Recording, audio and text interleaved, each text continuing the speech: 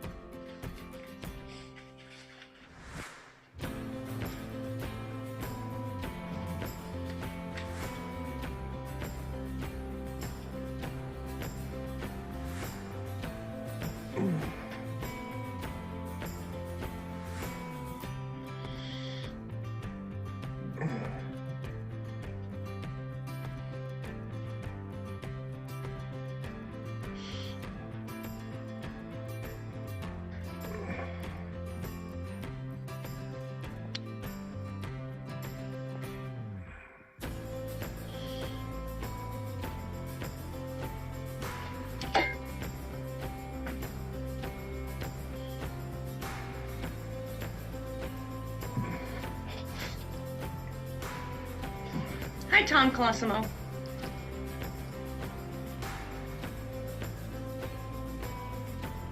Hi.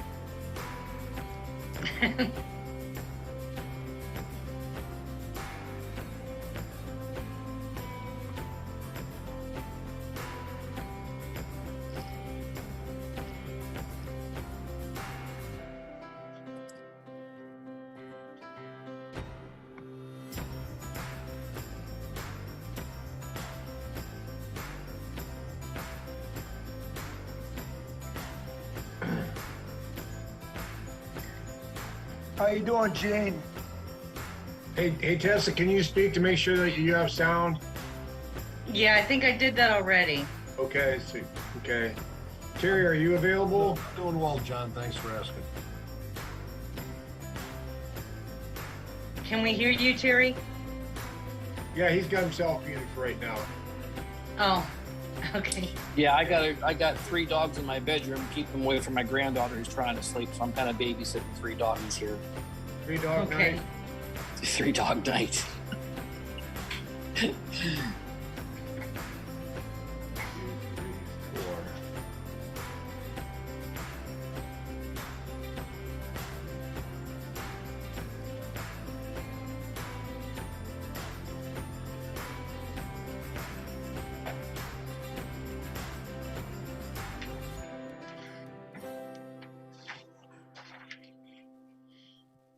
Okay.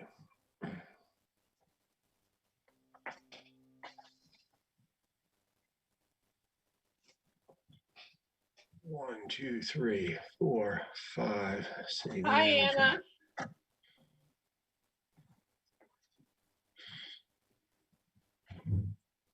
All right.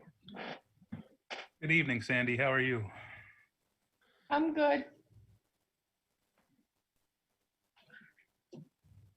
All right.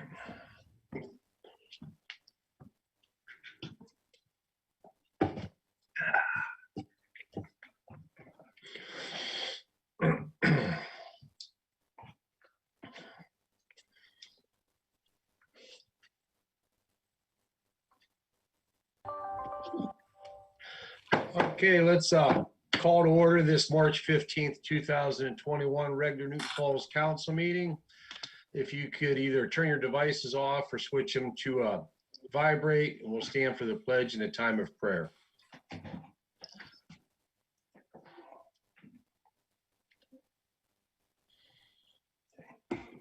Pledge allegiance to the flag, To the flag of the United of the States United of States America, of America, America. and to the And to the republic republic for which it stands stands, one one nation, nation, under under God, God, indivisible, indivisible, with liberty liberty and and justice justice for all. for all. for all. Precious Lord, we thank you, dear God, for the opportunities that you gave us, dear Lord, in the greatest country in the world, greatest community, dear God. And we just pray that you are with us tonight, dear God, and that you are already here in our homes and meeting places. And this would be a united together for not only the good of our community, but for your glory. We do pray this in Jesus' name. Amen. Amen. Amen. Amen. All right. All right. Miss King, if you could call the roll call. Bariak, Here. Zimmerman, Here. Braymeyer. Braymeyer, Here. Alberini, Here. Spletzer. Here. All right, that's everybody. We don't have any special presentations, correct? We do not, Mr. Chairman. Okay. Public comments. Reminder, these are agenda items only. You'll be unmuted, then give your name, your address, and you'll have 3 minutes. All right, we got a Jamie Klein here. I'm going to unmute you, and then you might have to unmute yourself also. And then give your name, address, and you have 3 minutes. Can you hear me? Yes. Okay, my name is Jamie Klein, 312 Ridge Road, Ward 1. My public comment is on Braymeyer's discipline. I believe she needs to be disciplined for her acting unprofessional in meetings with calling our mayor a dumbass, excuse my language. Yeah, I was gonna say, it's just, you don't use the same language, okay? Okay, giving Mr. Crop the bird. I have a picture, a still picture of it. I know she told the news that she did not give him the finger. I have a still picture. Her face and her finger shows it all. With being told that she didn't say what she said at the end of the meeting. I went back 3 or 4 times. I listened to it, and it was definitely said. And I also believe that she should not be allowed to participate in voting for her own discipline. I think Mr. Fritz has given bad opinions before, and I believe this might be a bad opinion. I'm just a citizen. I'm not sure, but I believe so. And if Mr. Zimmerman and Mr. Alberini go back to the Facebook page of the Newton Falls City Facebook page, the closed caption even caught what Miss Braymeyer said, and it reads it right at the bottom. I believe she should just do the town and herself a favor and step down, because 211 people signed a petition for her to be recalled. I might be only in Ward 1, but I am a Newton Falls resident, and I believe that she is very unprofessional, and she needs to go. Thank you. That's all I have to say. Thank you. Okay, Mr. Gronchi, I'm getting ready to unmute you. And again, give your name, your address, and you'll have 3 minutes. Hi, Chris Granchi, 14 East Broad. I just want to say before this meeting starts that no vote should be done today on Resolution 2021-02 regarding AMP until contract can be produced and reviewed. Every citizen I've spoken to about this shares the same outlook. So I can say with complete confidence that the people that council represents do not want this deal done yet. If you decide as a council to vote on this, you show that you do not represent the people. And as you know by now, the people will not stand for this. We will recall those who we feel do not represent us. We did in the middle of a worldwide pandemic and a pair of snowstorms, and the weather is only getting better. I implore council to do your due diligence regarding this, or we, the people, will find someone who will. Thanks. Thank you. Okay, Mr. Brian Crop, I'm going to unmute you, and if you need to unmute yourself, agenda items only, name, address, 3 minutes. Good evening, ladies and gentlemen. Brian Crop, 247 Elizabeth Street. I'd like to piggyback off what Mr. Granchi said. It's pretty clear that there's several members of council that do not represent the will of the people. And in regards to 2021-02, that's a perfect example. Unfortunately, it doesn't appear that anybody has done their due diligence at all in asking the people that actually know what's going on here, what's happening with our electrical assets, or what's going to be moving forward with these contracts, because there's no real information. There's no real data. We're just supposed to trust people that are untrustworthy. People have not shown that they're trustworthy people to begin with. We're just supposed to trust their word and give them full authority and full power and full control over our assets. As a matter of fact, I think Village Manager Lynch even stated at the last meeting, he stated that our assets that he was hoping to sell were less than 0.5% of the actual electrical assets. And then I believe at the town hall meeting, the first few minutes of the town hall meeting, he made another claim that they were 5% of the assets. So it appears that Mr. Village Manager Lynch doesn't even know what he's talking about. He has no clue what percentage of what assets. What I would like to ask, though, is I know that there are people. We have not heard whatsoever from Mr. Bill George or any of the other members of our utility department. Why? Is Bill George here tonight? Is he able to speak at the meeting? Has he been asked to speak at the meeting? I'm curious. I don't think he's here. I think there's actually someone else here who could speak to the effect of the electrical department and has a ton of experience and a ton of knowledge in this. But for some reason, they haven't been asked. I don't think anybody's been spoken to as far as their expertise or their professionalism Perhaps council would like to, reach out and ask these people. Matter of fact, I see Mr. Joe Gregor's here this evening. I see a video of him right now. I believe he has almost 30 years of experience in the electrical department or electrical work, and 5 or 6 years here in our village alone. I haven't heard a single peep out of him. So council members, I know there's 3 of you that are going to vote yes on this tonight, and we all know that. But I would encourage you guys to maybe we should ask the professional what their opinion is. And again, where's Mr. Bill George at? The fact that he's not here to speak and answer questions is fairly damning, if you ask me. I think that's a big concern, and I believe council should be concerned about that as well. And I would like to know if council, and I would ask the council members that actually do represent their wards and do represent their constituents to ask this question to the other council members, because of course they will never answer any questions that I ask them directly. So I would encourage the other council members to ask your fellow colleagues, your council members, who authored this legislation, because I asked this before, and of course, no one answered. Matter of fact, the phone call that I played of Mr. Zimmerman, he told me that I would get my answer at the last meeting. He never answered that question, so he lied. And none of the other council members stepped up and actually authored and said that they authored this legislation. So I would ask the other council members to ask their colleagues and ask their other council members who they can't dodge and deflect and not answer, if they actually have written this legislation, if they actually supported it, or I'm sorry, if they actually submitted it, and if they did it illegally, and if they can prove it, because I don't think any of you can, because I don't believe any of you wrote this legislation. So again, I would encourage the council members that are sitting here tonight to ask the actual professionals, the people that actually have experience and a background in this. And I would like to ask Mr. Village Manager Lynch, and I would encourage the other council members to ask Mr. Lynch as well, where's Bill George and why isn't he here to speak?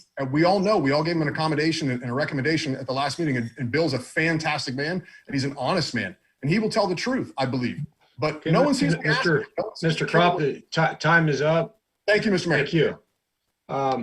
Miss Brenda Persino, I'm going to unmute you and unmute yourself here if you could, Miss Persino. Miss Persino, are you there to unmute yourself?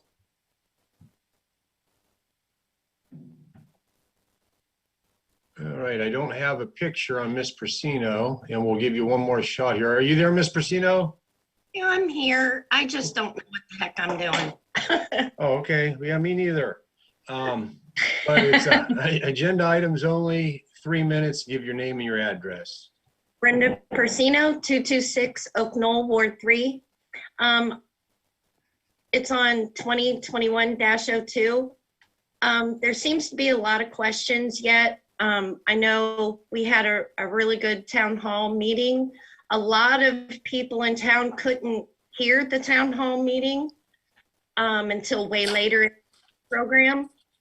And I would just like maybe to table it and have our manager put out a newsletter about it, get that distributed around, have people read it that don't do Zoom.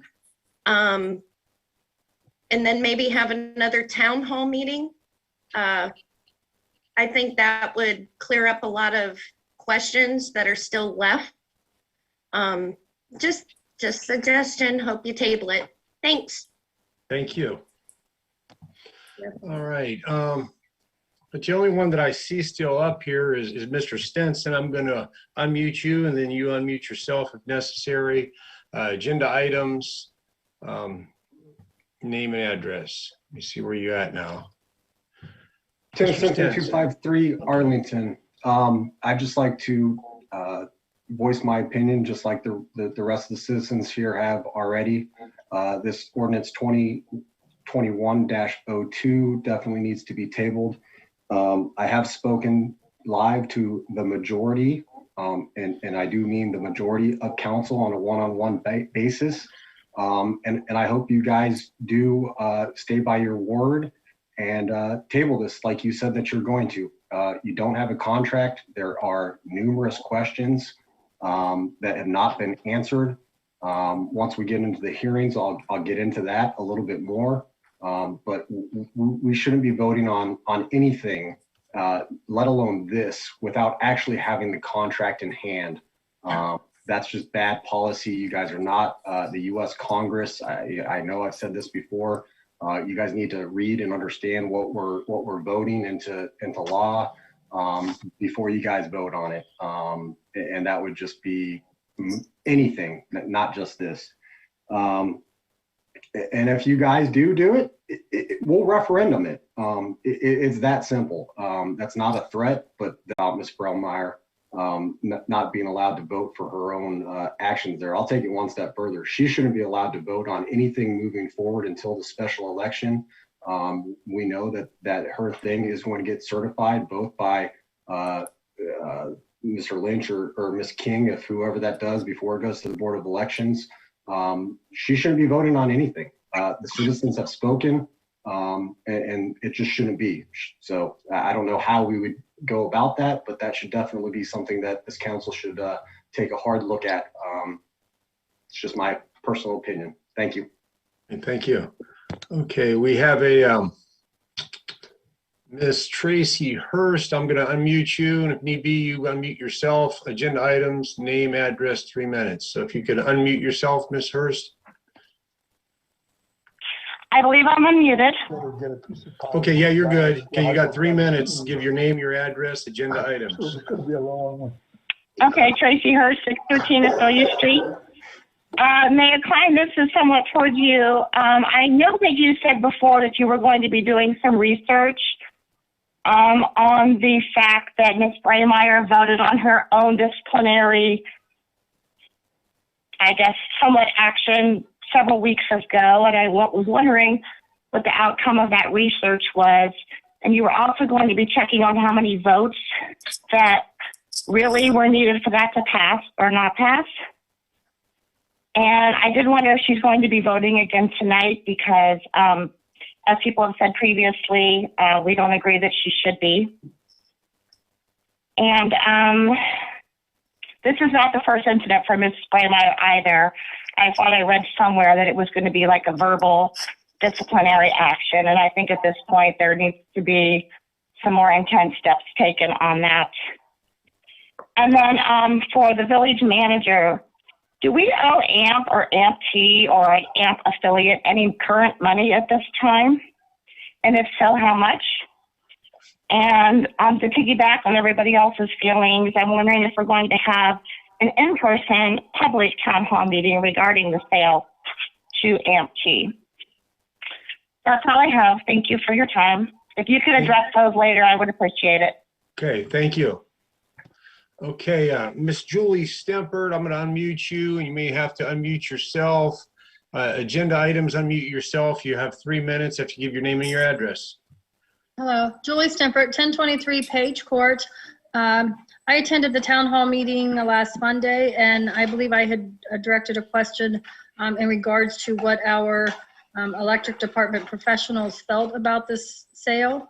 And I was curious if council members have reached out to our electric department people and asked for their opinion. And I would love to hear what it is, because I think that's very important. That's all. Okay, thank you. Mr. Waddell, you had your hand up. It's not up now, but if you want to speak, unmute yourself. Agenda items, name, address, and 3 minutes. Good evening, Lyle Waddell, 2404 East River Road. A couple of things. You know, when they talk about that the council didn't speak with the professionals and stuff, that town hall meeting was about as professional as you could get, bringing in the right people. I think that Ordinance 2021-02 is the right thing for this community, the best thing for this community.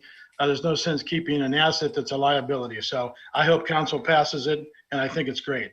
As to the charges against Miss Braymeyer, a couple of meetings ago, there were charges filed against her. Those were false and frivolous charges. They were obviously, you know, you can't charge somebody with having a sidebar because the charter says it would be discouraged. There's no language there to charge somebody.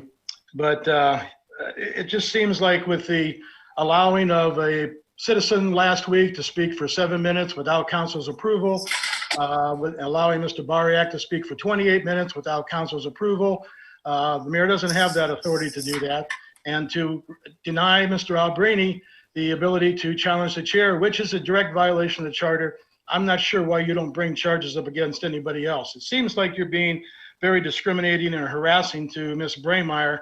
You know, what she said after the meeting is one thing, and maybe it's the truth. if she flipped off somebody, maybe that's the right thing too. But it seems like you've allowed other people to violate the charter, including yourself, and there have been no charges. And Mr. Variak violates it every single night, and he has for the past year that you've been in office. So I think if you're going to charge somebody with violating the rules, I think you should look at yourself and look at everybody else, and let's follow the rules and charge everybody. Right now, this thing's a mess because you aren't following the rules. Miss Braymeyer, you're doing a great job regardless of what they say. Vote against yourself tonight there. Vote against that, and let's go. Thank you, Mayor. Thank you. Okay, I don't see anybody else. Their hand up. No, there's nobody else, Mr. Chairman. Okay, so if nobody else, we'll go ahead and move on to the reports. Council reports, start with Ward 1. Mr. Zimmerman, do you have anything? Yes, sir. Okay, last week I attended a Planning and Zoning Commission meeting. They talked about the property maintenance code was presented and it passed. It was last updated in 2015. It's the same as 2015, just released again. There's a scrap tire recycling grant coming up to discuss this grant. It's going to be in the last week of May. There's going to be some scrap tire recycling here at the street department. The collection site is going to be with the street department offices. Let's see, announced at the building here on the corner of Broad Street and Ridge Road, the one across from Rite Aid, is going to be a convenience store. So there's a lot of speculation on Facebook on what was going in there. So it's going to be a convenience store. Had attended the Treasury Investment Board meeting. Our finances are sound and in good order. Anna's doing an excellent job, so she should keep it up. On Saturday, attended a Zoom call with Guy Coviello, president of the Warren Youngstown Area Chamber of Commerce. Terry will go into a little bit more detail on that on his report. And just real quick, there's a couple really good fundraisers going on here in town that we've been supporting, and I'd like to bring to people's attention. I think there's still tickets left. The Newton Falls High School varsity softball team is having a freezer meets and more raffle. Tickets are $10. My wife found this on Facebook, so I'm sure it's still available out there. The band is having a fundraiser, Little Caesars Pizza Kits. There's a link on Facebook. I believe they cost $5. Everything's purchased online and shipped to your home. And just one other fundraiser coming up. The high school's announced that it's organizing a t-shirt fundraiser for a 9th grade student, Amaya Jordan Moffett. She's a student with my daughter. So I asked that we all try to support her. She's courageously battling ovarian cancer.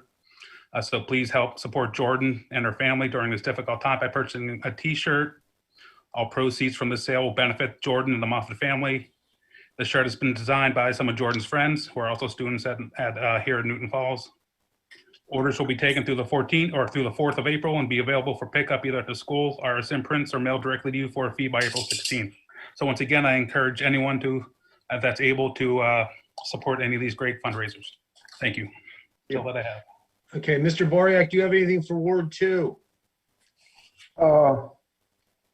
Right now, I don't have anything that I could report, except that we will be talking tonight about the Washington Street project in my ward. I'll refrain from talking until we go to the resolution or ordinance, whatever. All right, Ms. Blesser, do you have anything for Ward 3? Yes, I do, Mayor. Thank you. I will report that I also attended the town hall meeting on March 8th, along with everyone else. I do want to notify everyone that I have been working with zoning about an issue. And I want to make sure that I mention I also dealt with a utility issue here in Ward 3. And I did speak with Ms. Musson today, and I do want to make sure that we get a good shout out to Andrea and Sue in the utility office. They were exceptionally professional and outstanding. They really gave me some good information to help deal with that utility issue. And on a not so nice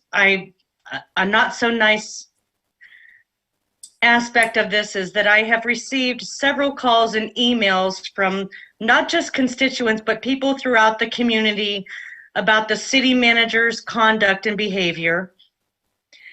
And I did speak with Mr. Tim Stinson about the Park and Rec Board. We do currently have 2 openings on there. And I told him that I would like to hopefully see somebody from Ward 4 step up since the main community park is in Ward 4, I'd really like to see somebody come out from Ward 4 to get onto the Park and Recs board. And then, we still have another position open, so that would hopefully be filled by somebody from Ward 1. So there's my word out. Somebody from Ward 4, please step up. Somebody from Ward 1 also. One thing I do actually want to pass along on a positive note is I'd like to congratulate all of the new members of the National Honor Society that were inducted on Friday. That's all, Mayor. Thank you. All right, Miss Braymeyer, do you have anything for Ward 4? No, I have nothing at this time. Okay, thank you. Mr. Albrini, do you have anything for the at-large?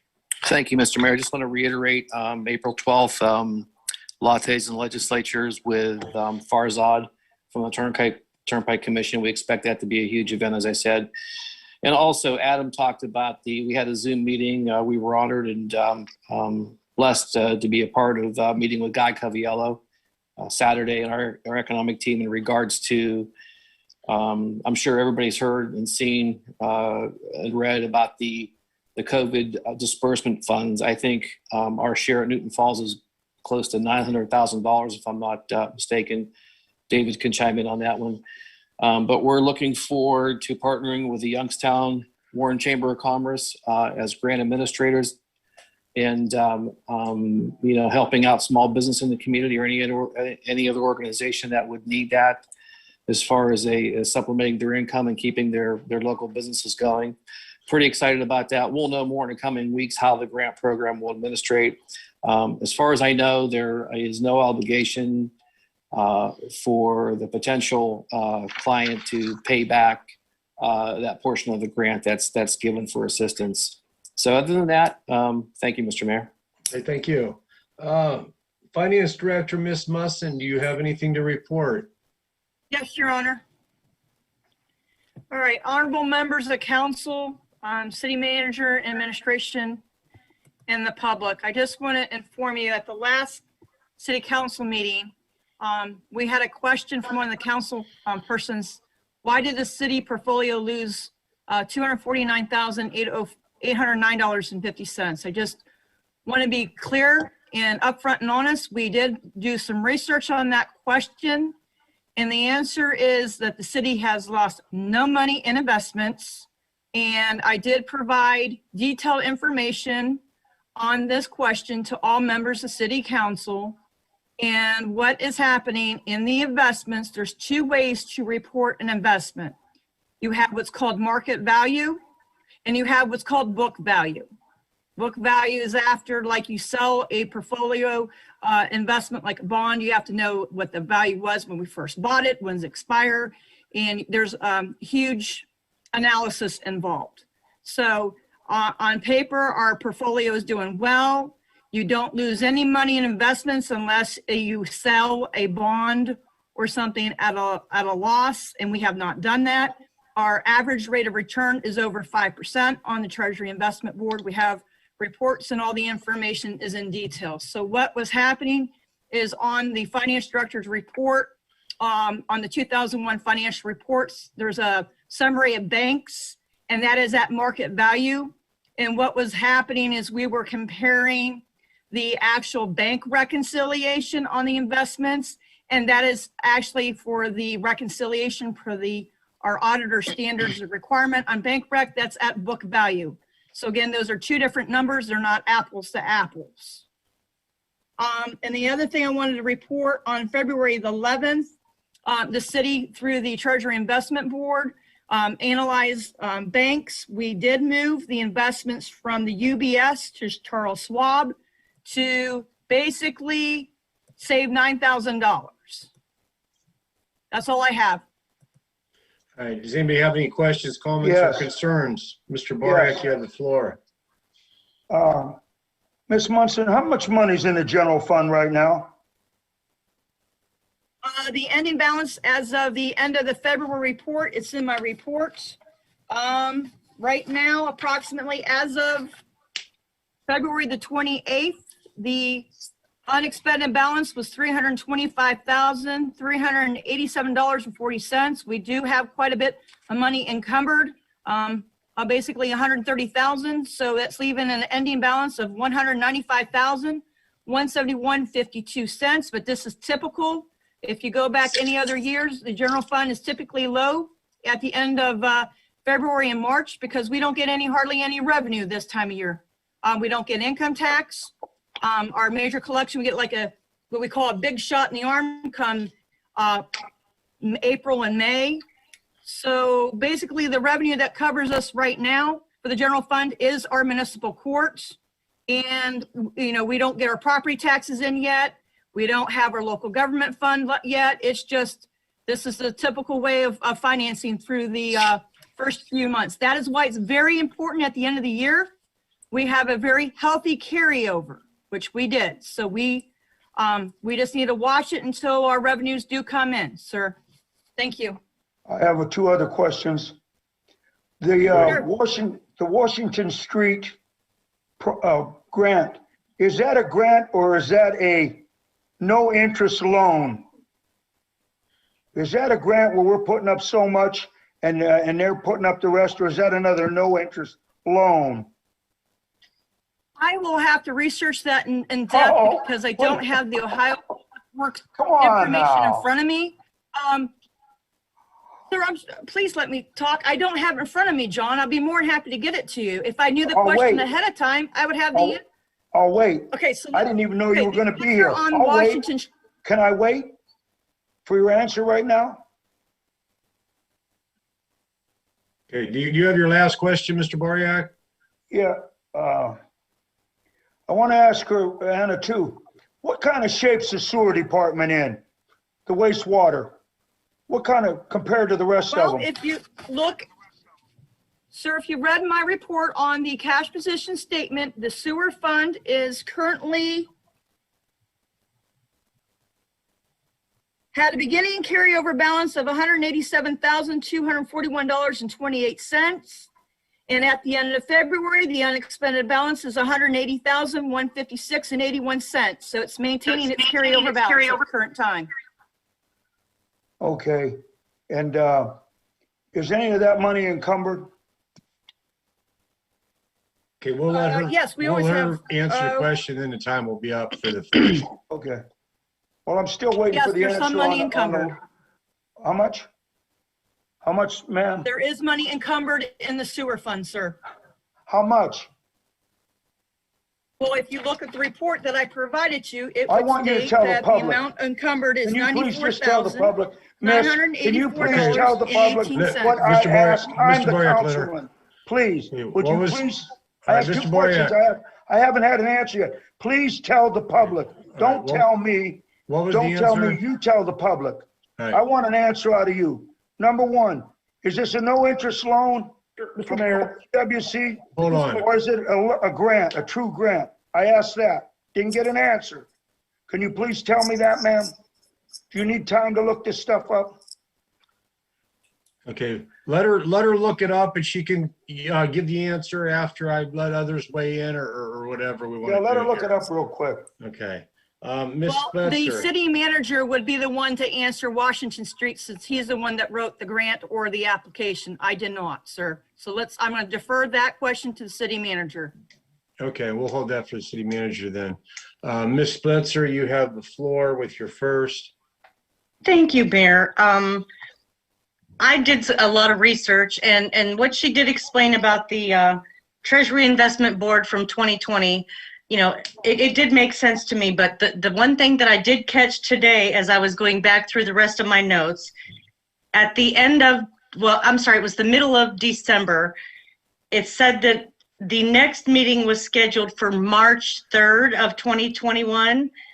And I found out by requesting the meeting minutes for 2021, it looks to me like they held a meeting on February 17th. I want to know why that meeting was held earlier than March 3rd. And I want to know why nobody has mentioned the fact that they are allowing $250,000 to be taken out of the Treasury Investment Board to cover a payment with the wastewater USDA loan that was going to be due on March 1st. You know, I've not heard Mr. Alberini nor Mr. Zimmerman report on the fact that they are taking $250,000 out of the Treasury Investment Board to cover a payment that's due on March 1st. And I also discovered in that same set of minutes that there still seems to be quite a confusion on the referendums that did happen last summer, specifically the one for the bonds on the church. I'll do a little bit more research on that one. But right now it looks like the bonds for the church still appear, from what I'm reading in the Treasury Investment Board, the church has not forwarded the bonds. Now I'm going to leave that there. I'm done with that one. I want to go on to overtime. My next issue is the overtime, and Ms. Musson, I would like you to address why council is being charged with overtime. Who is working overtime on behalf of council? All right, I would be more happy to answer that question. Actually, overtime is occurring as we speak. We have 2 staff members. We have one at Mr. Bariak's house, and we have one at Miss Braymeyer's house. So we have 2 staff employees assisting with the Zoom meetings at council members. So when they're working for council, so that gets charged to council. So we have Sue and Mark working tonight. Okay, Ms. Are they Spencer, also? We have been doing. Did you have another question that you wanted her to answer? Because your time is coming up, and if there was a question in that, I was wanting to be clear on that. Are they also being paid overtime to paint the church? That's my question. I will defer that question to the city manager's office. Does anybody else have any questions or comments or concerns for the finance I director? do, Mr. Mayor. Am I still on, sir? Yes. Yeah, thank you. I just want to say, you know, all this positiveness is going on. I'm like, you know, Anna comes on and she gives her reports, and my fellow councilmen continue to beat her up and beat her up and beat her up and beat her up. Not once have I heard my fellow councilmen, and you know who you are, praise her for the sound financial investments that she has made on behalf of the city of Newton Falls. Not once. Shameful. 5.08% interest on our investments that we have intact right now. And Anna, I'm going to tell you again in front of all these people here, I think you're doing a great job. We are blessed to have you. You know, I would never take financial advice from a couple of my fellow councilmen, but I will take it from you. Thank you. Can I have a second address? Yeah, let me make sure that Mr. Zimmerman or Ms. Braymeyer doesn't want it first. I'm good. Okay, Mr. Bariak, you have the floor. I would like to be able to ask questions. And here's the problem.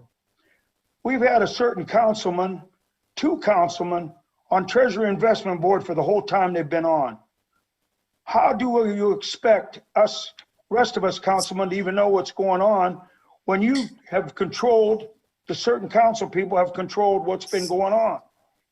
And what it seems to me is I'm tired of hearing about our investments. I want to know what kind of shape the sewer department's in. I want her to state publicly for the record.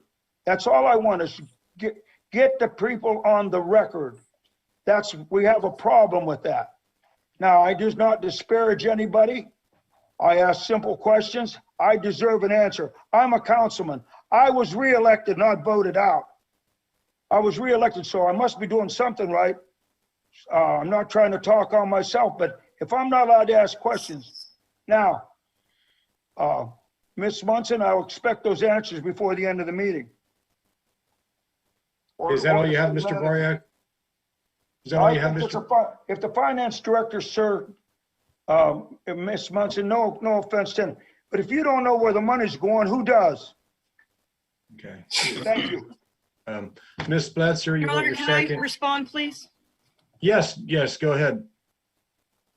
Okay, I've been trying to answer the questions, but we're like talking on top of one another, and that just needs to stop. So on the sewer fund, which is included in the finance director's report, is the statement of cash position. As I stated, the sewer fund started up beginning of the year with a carryover of $241,028. At the end of February, the sewer fund is currently at $180,156.81. So I did answer your question. I don't think we're hearing each other because we're talking over each other. I'm here to respect and honor everyone and answer questions directly. On the Washington Street with Ohio Public Works, my involvement is on the drawdowns in the paperwork, and I have not seen any of the paperwork. That question has to be addressed to the city manager. He's the one that filed the application. I apologize at this current time. I would have to research that, but I'm sure he has an answer for you. Thank you. My question wasn't answered, Mayor. What I wanted to know, maybe we You are. need to mute him, Kenny. He's got a minute left. He's got a minute left in his time. Maybe we need to get this straightened out right now. Is the Medley Street sewer project paid for, or do we still owe money on that out of the sewer fund?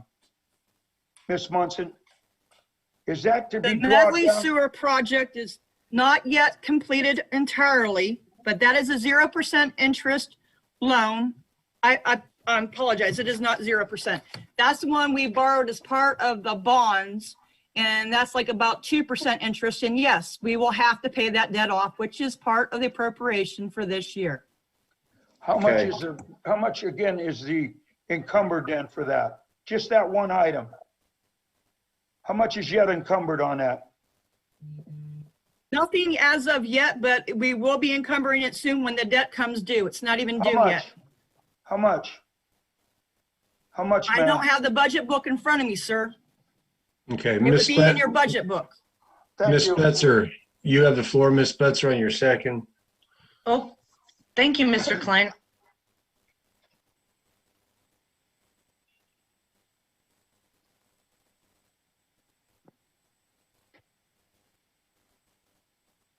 All right, is Got that, her muted. They got her muted. no, she blacked out the whole screen or whatever. I'm trying to see where she's at. I think we lost contact with her. Does anybody else have anything for the finance director? Yeah, while Mr. we Mayor, wait? I'll make one more comment and close it out, if I could, please. Yeah, go. You have the floor. Okay, thank you.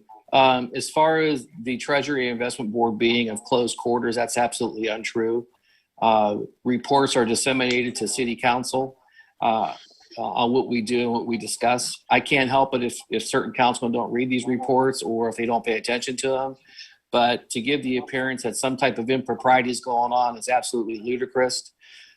We have myself, we have Attorney Joe Fritz, we have City Manager David Lynch, we have Finance Director Anna Munson, and our long-term financial advisor Jim Perea. Everything we do is above board, I can assure you. And if it wasn't above board, the auditors would have shut this down a long, long, long time ago. So, Anna, thank you again for doing a great job. Okay, is that all you have, Mr. Alberini? Thank you, Mr. Mayor. I'm sorry. Thank you. That's okay. Is Ms. Spetzer back on, or is she still on?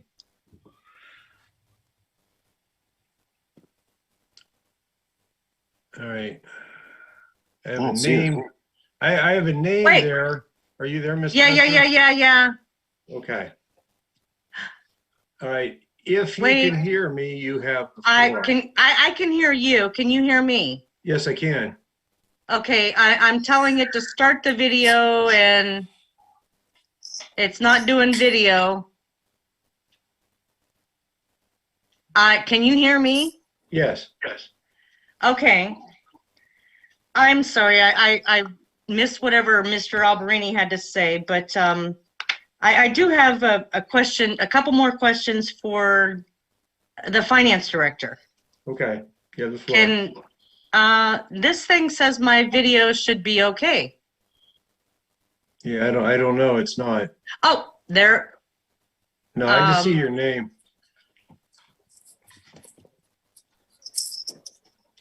I guess this right here just gives us reason to do cartwheels that will be in the building next month.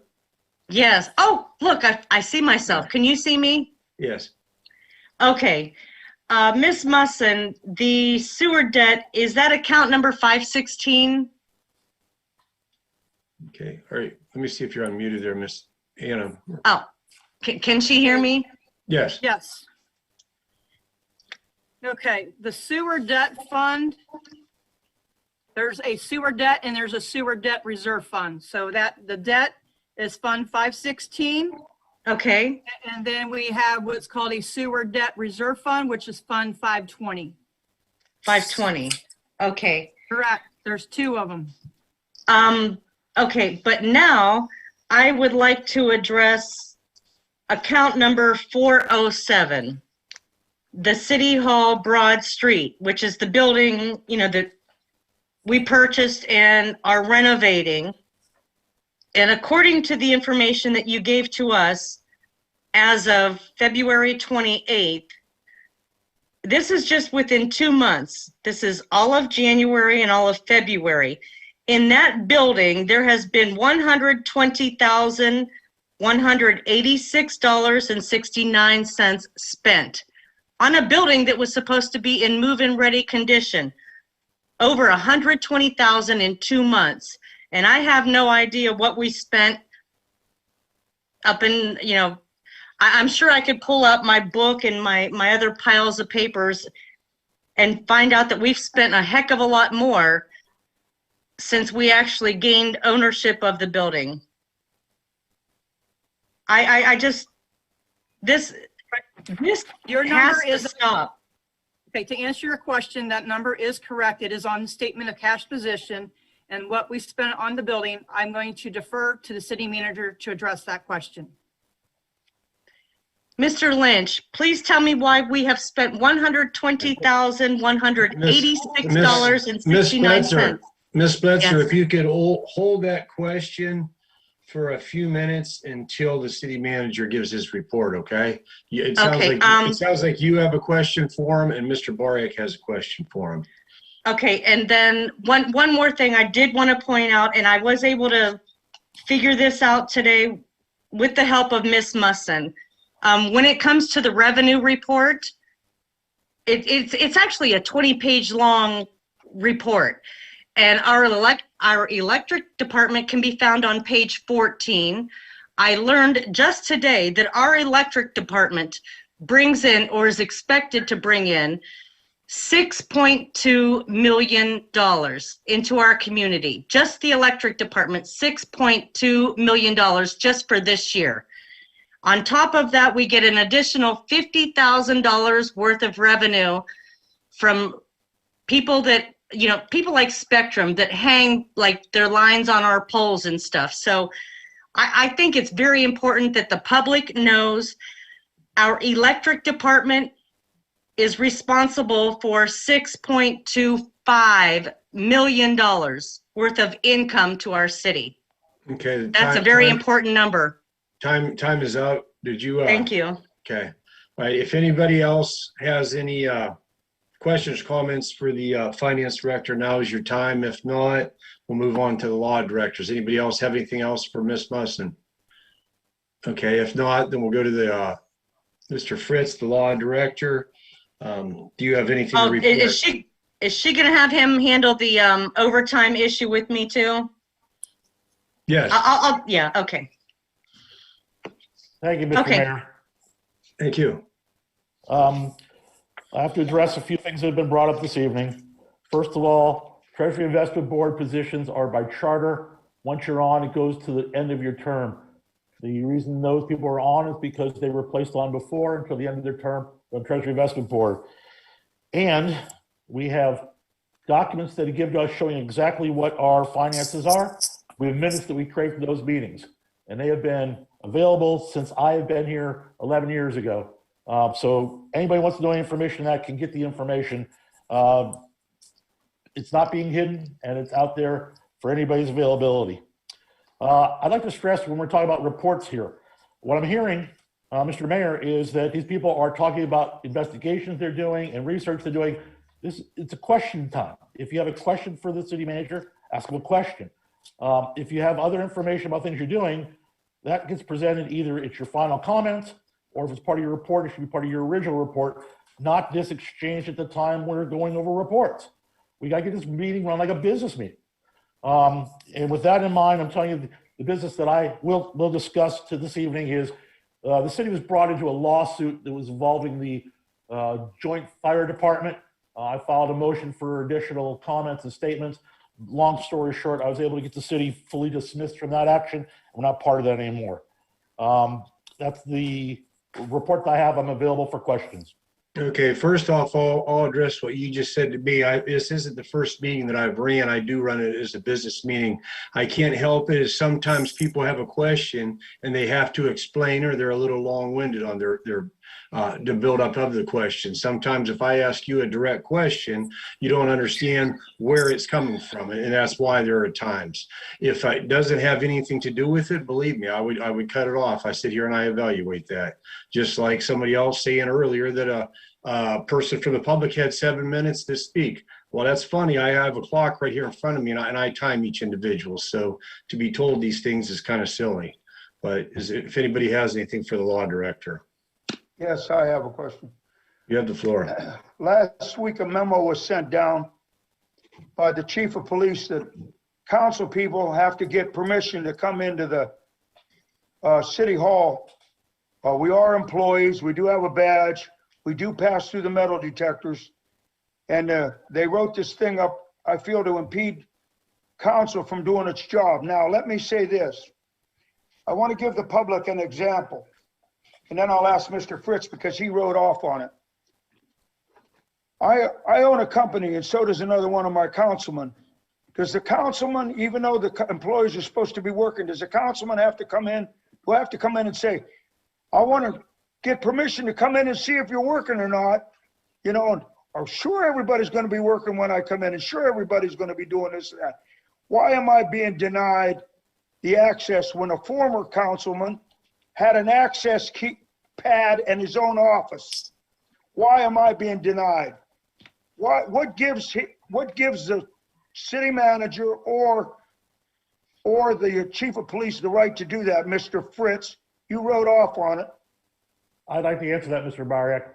As I've repeatedly said, we don't have 6 bosses. It's not 5 council members, the mayor and the city manager. City manager is the operational day-to-day of the city. If you have 3 members of council want to schedule appointments to come in, they can. We are required to create a safe environment for our employees. And the system is put in place. When did they do what? Wait a minute. I'm not done, sir. Continue. Okay, go ahead. Thank you.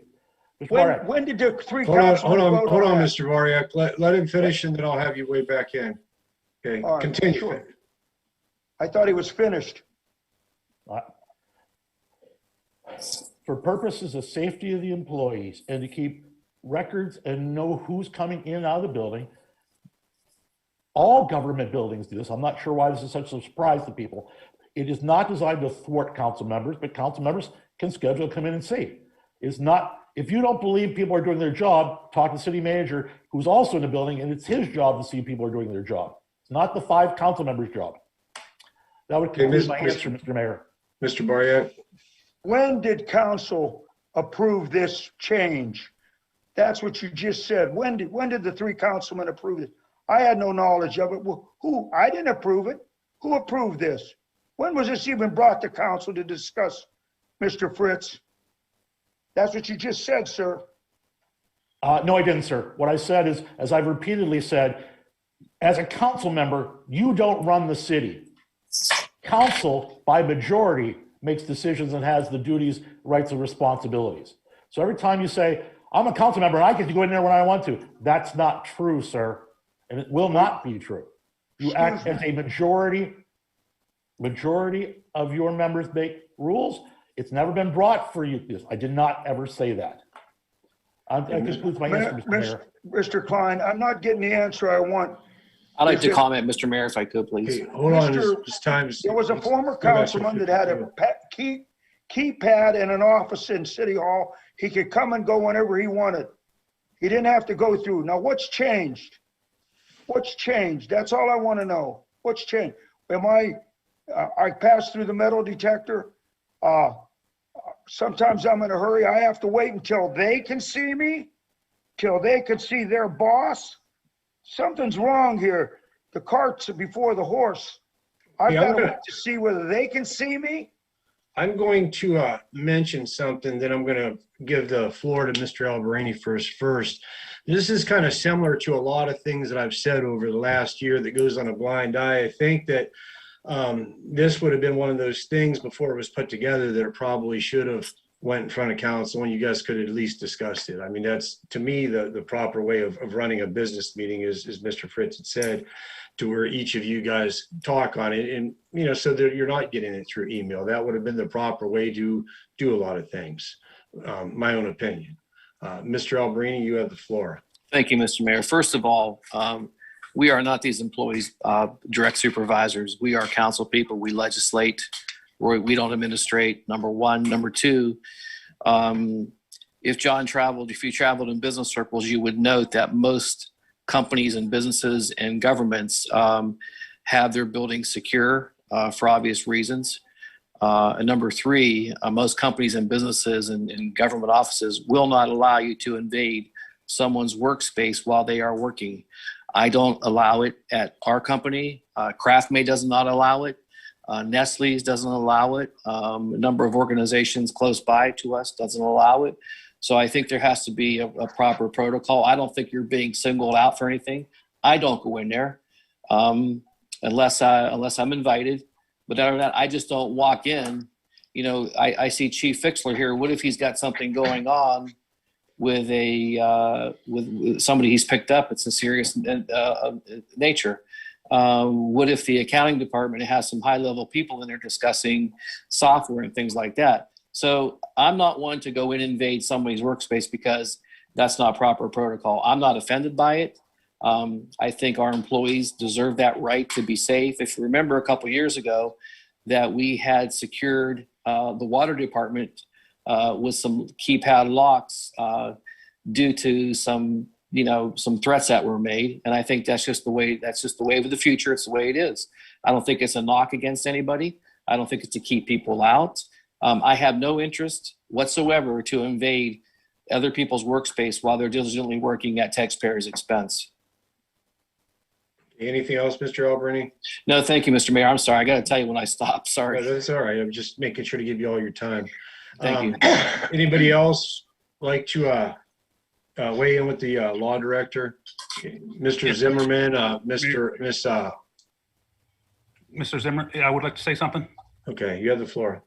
Mr. Fritz, as we've been talking here, is the role of council administrative or legislative, sir?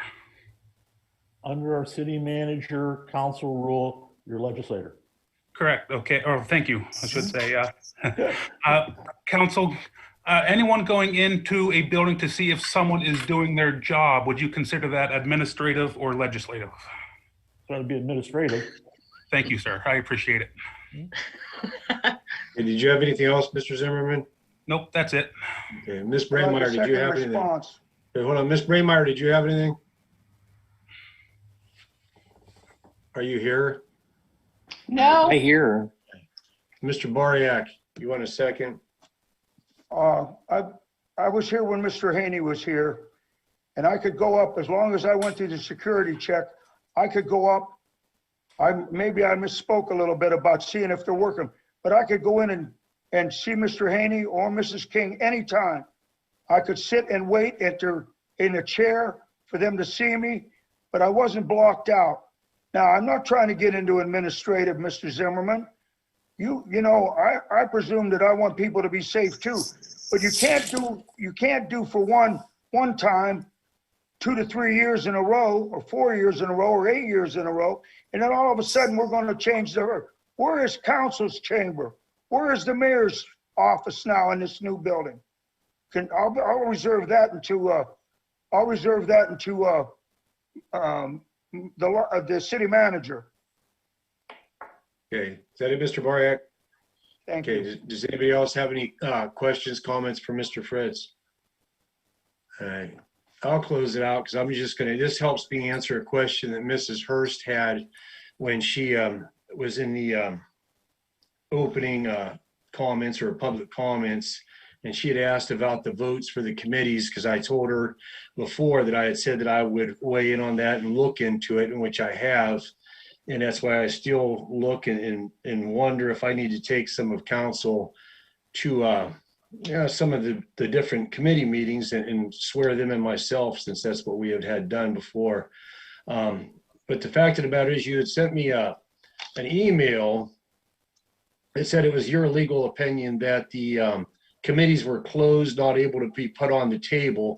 And I was curious of which legal opinion that was. Was it 2019, 20? Was it January, February, March? Because they've been on changing.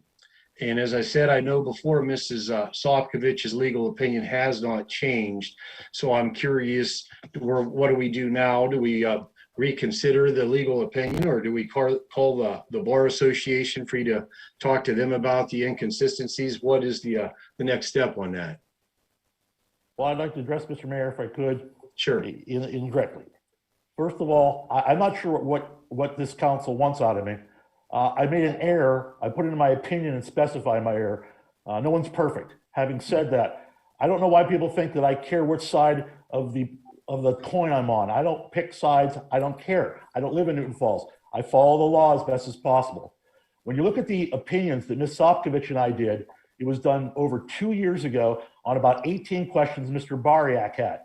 Of those questions Mr. Bariak had, it was a question of when do we need 4 votes and when do we need 3 votes. It was not specifically on the committee establishment or committee fillings. That was a separate thing. So Ms. Sofkovich's opinion is the same as it was before, but it was not the question. The question was not that she was rendering an opinion on, was not how do you establish committees. It was when do you need 4 votes. And that section that both she and I cited indicate that the mayor is a member of council for that vote. But that was not the question. The question was not how do you fill in those positions. It was establishing committees. They're 2 different things.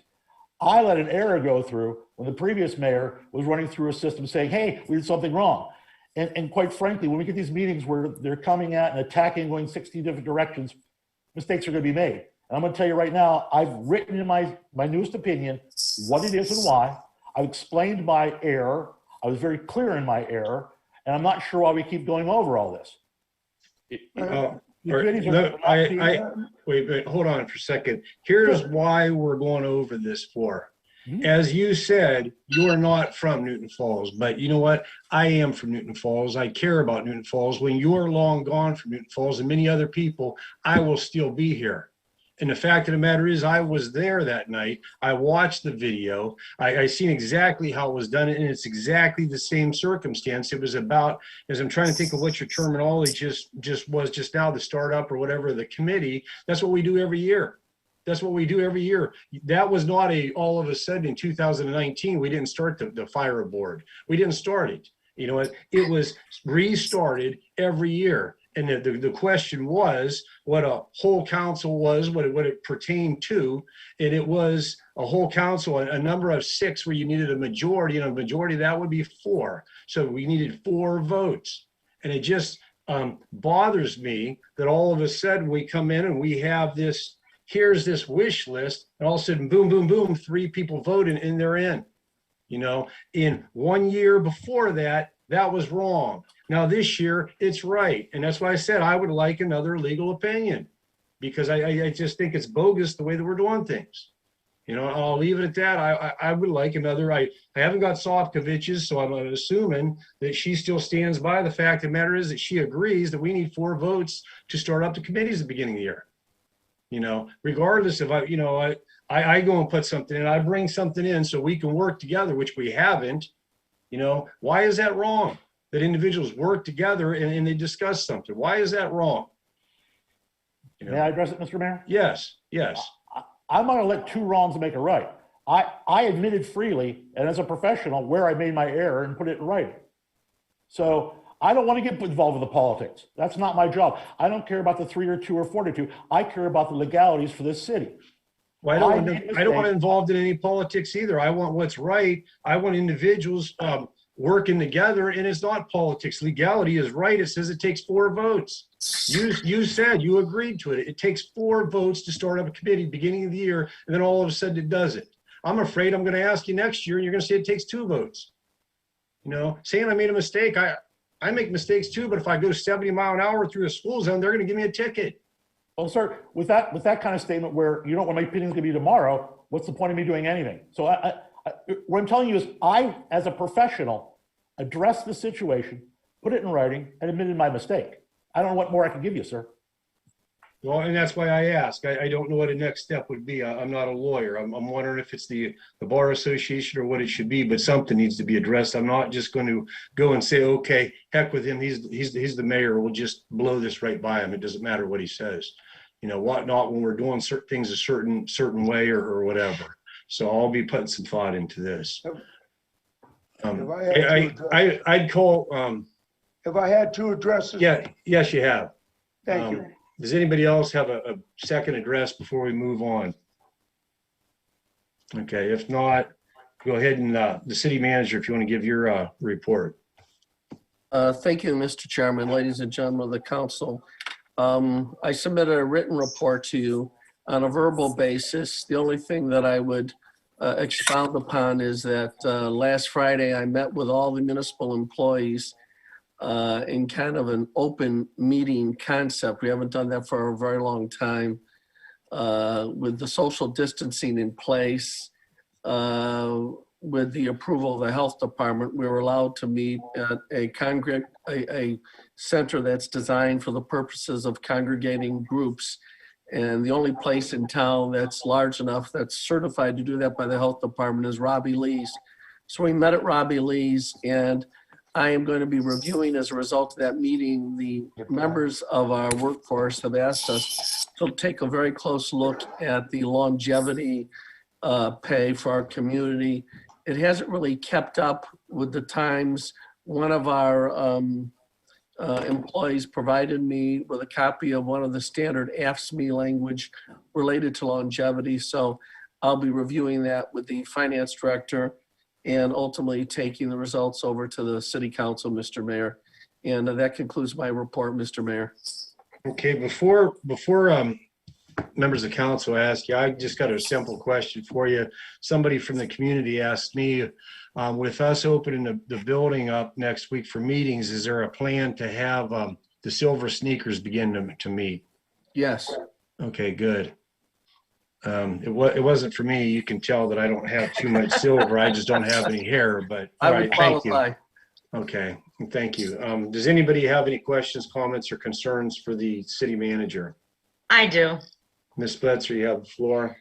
Yes, I would like the city manager to address the overtime that was provided in the financial report. I see quite a bit of overtime, and I'm told that some of those, and I know Ms. Musson said that some of that was because, you know, we've got employees at locations with council members to do Zoom meetings, but I'm also been, and I recall being in that area, seeing that we've got employees painting. Are employees being paid overtime to paint? And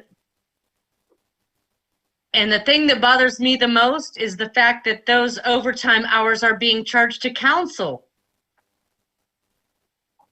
They should go under administration, David. Okay, are you asking, do you want to answer on that? I'm done. Okay, Mr. I'm done. I want that financial report to be amended, and I want, it's not fair to charge council with overtime hours because the building is getting painted. Okay, was there a question towards him, or did you want a question or just a response towards him? I want him to verify that. Okay.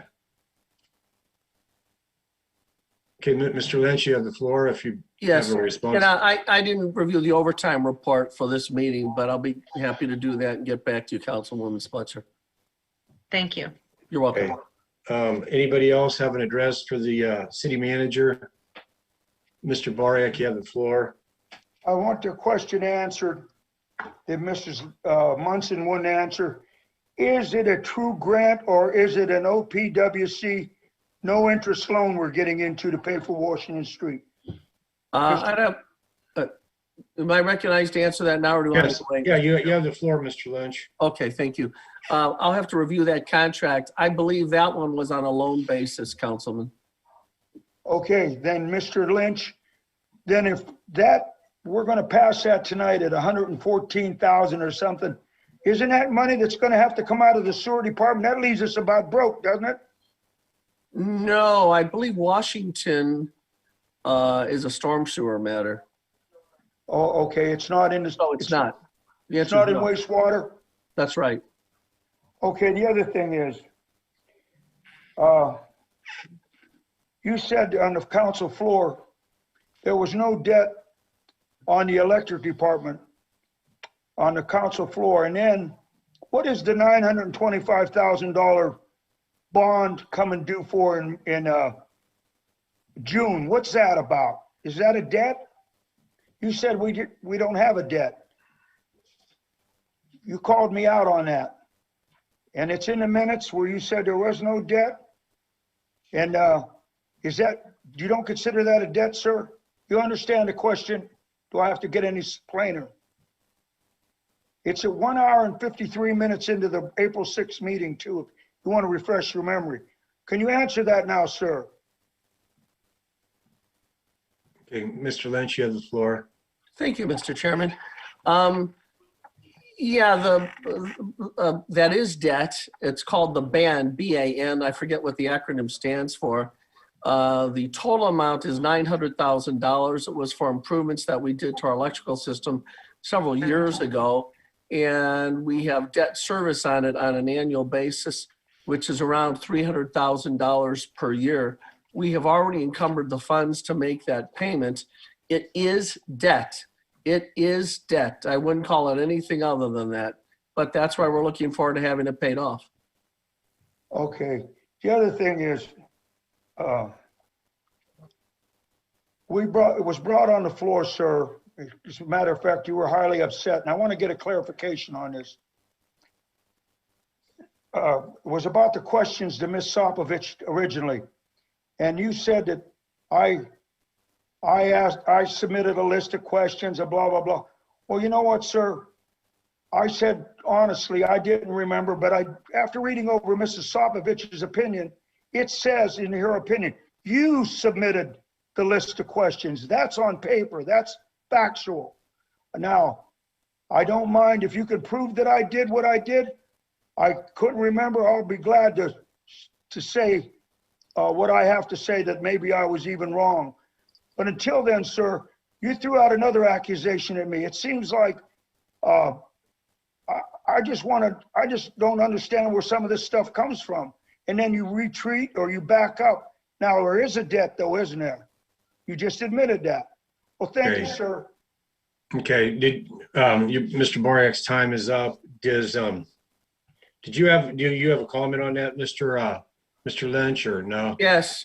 I have the copy of the forwarding email, which I described to City Council, in which it specifically says, here is Mr. Baryak's letter with his questions. Go at it, Ms. Sopkovich. That's what it says. And I have a copy of Mr. Baryak's letter. If he wants to say he never wrote it. Did I sign that, sir? Okay. I have a question, Mr. You Mayor. handed it to me in person. Hold on, let Mr. Lynch Up in finish my talking office. now. All right. Oh, Mr. Elbrini, you have the floor. Thank you, Mr. Mayor. Mr. City Manager Lynch, the letter that was sent to Ms. Sopkovich, did the city incur a cost to that for her opinion? Yeah, I can't remember what it was, but it was probably in the $3,000 range. Okay, then those questions were for Mr. Baryak, and that cost us $3,000 to answer his questions. That's correct. Thank you, sir. Okay, is that it, Mr. Elbrini? Yes, thanks. I'm sorry, Mr. Mayor. I got to quit. Thank you, sir. That's all right. That's all right. Mr. Zimmerman, Ms. Braymeyer, you have something for the city manager? I'm good. Okay. Mr. Baryak, you have your hand raised. Did you want a second? The questions that were asked were put together. I don't know who put them together, who handed them in, but I know it was 3 councilmen, not just Mr. Baryak, that requested an outside opinion. So let's say Mr. Batista and Mr. Stemper were on council too. Let's not forget them, sir, that they asked for that opinion. And so let's, let's tell the whole story, the truth. Thank you. Right. I respond, Mr. Chairman? Yes, go ahead. Yeah. John, that letter was handed to me by you personally in my office, and the law director will vouch for the fact that you specifically asked for a separate opinion from an outside counsel, and you were present. The law director was present in the meeting. In fact, the law director said, Mr. Lynch, I don't want you going outside for an extra opinion. I said, well, I'm going to honor Mr. Bariak's request. You wrote those questions yourself. You handed it to me, and I merely passed on to Ms. Sopkovich. Those are the facts of what happened, and anybody has to do is look at the email that I've already sent all of you showing, dear Ms. Sopkovich, here attached are Mr. Bariak's questions. That's what happens. Nothing further, Mr. Chairman. Okay, if nobody else has an address to the city manager, we're going to go ahead and move on. The only thing I have to report is just with the favorable weather that we've had over the last couple of weeks, I've got to get back into what I think is my most important role as the mayor, and that's doing a little bit of door-to-door.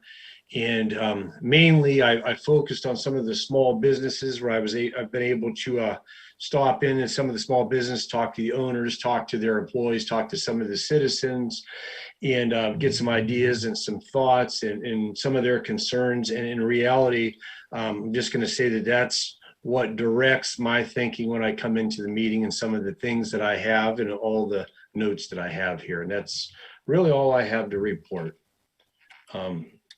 Changes to tonight's agenda. Is there any changes? Yes. I'd like to put a motion on that we table the transmission line ordinance. It's in old business. What is it, 20? Excuse me. Okay, that's 2021-02. Yes. I'd like to put it, because Mr. George is not here tonight, and there's no sense in rushing this along. I'll reserve my comments for, and I'd like to put that up to, can we have that in the front of the agenda? Mr. Mayor. What I was gonna ask Mr. Fritz, is that handled by when we get to that on the unfinished business, then somebody makes a motion then to table it, correct? You are correct, Mr. Mayor. It's a subsidiary motion, has to be attached to the actual motion that's on the floor. Once it's on the floor, someone can ask to be tabled. If they get a second, you can place it on for a vote. You understand, Mr. Boriak? That when that's brought up under unfinished business, you can make the motion then to table it. I wasn't sure. I know we can't go making it a new business to go back to old business, but I didn't know whether we could change it. Okay, thank you.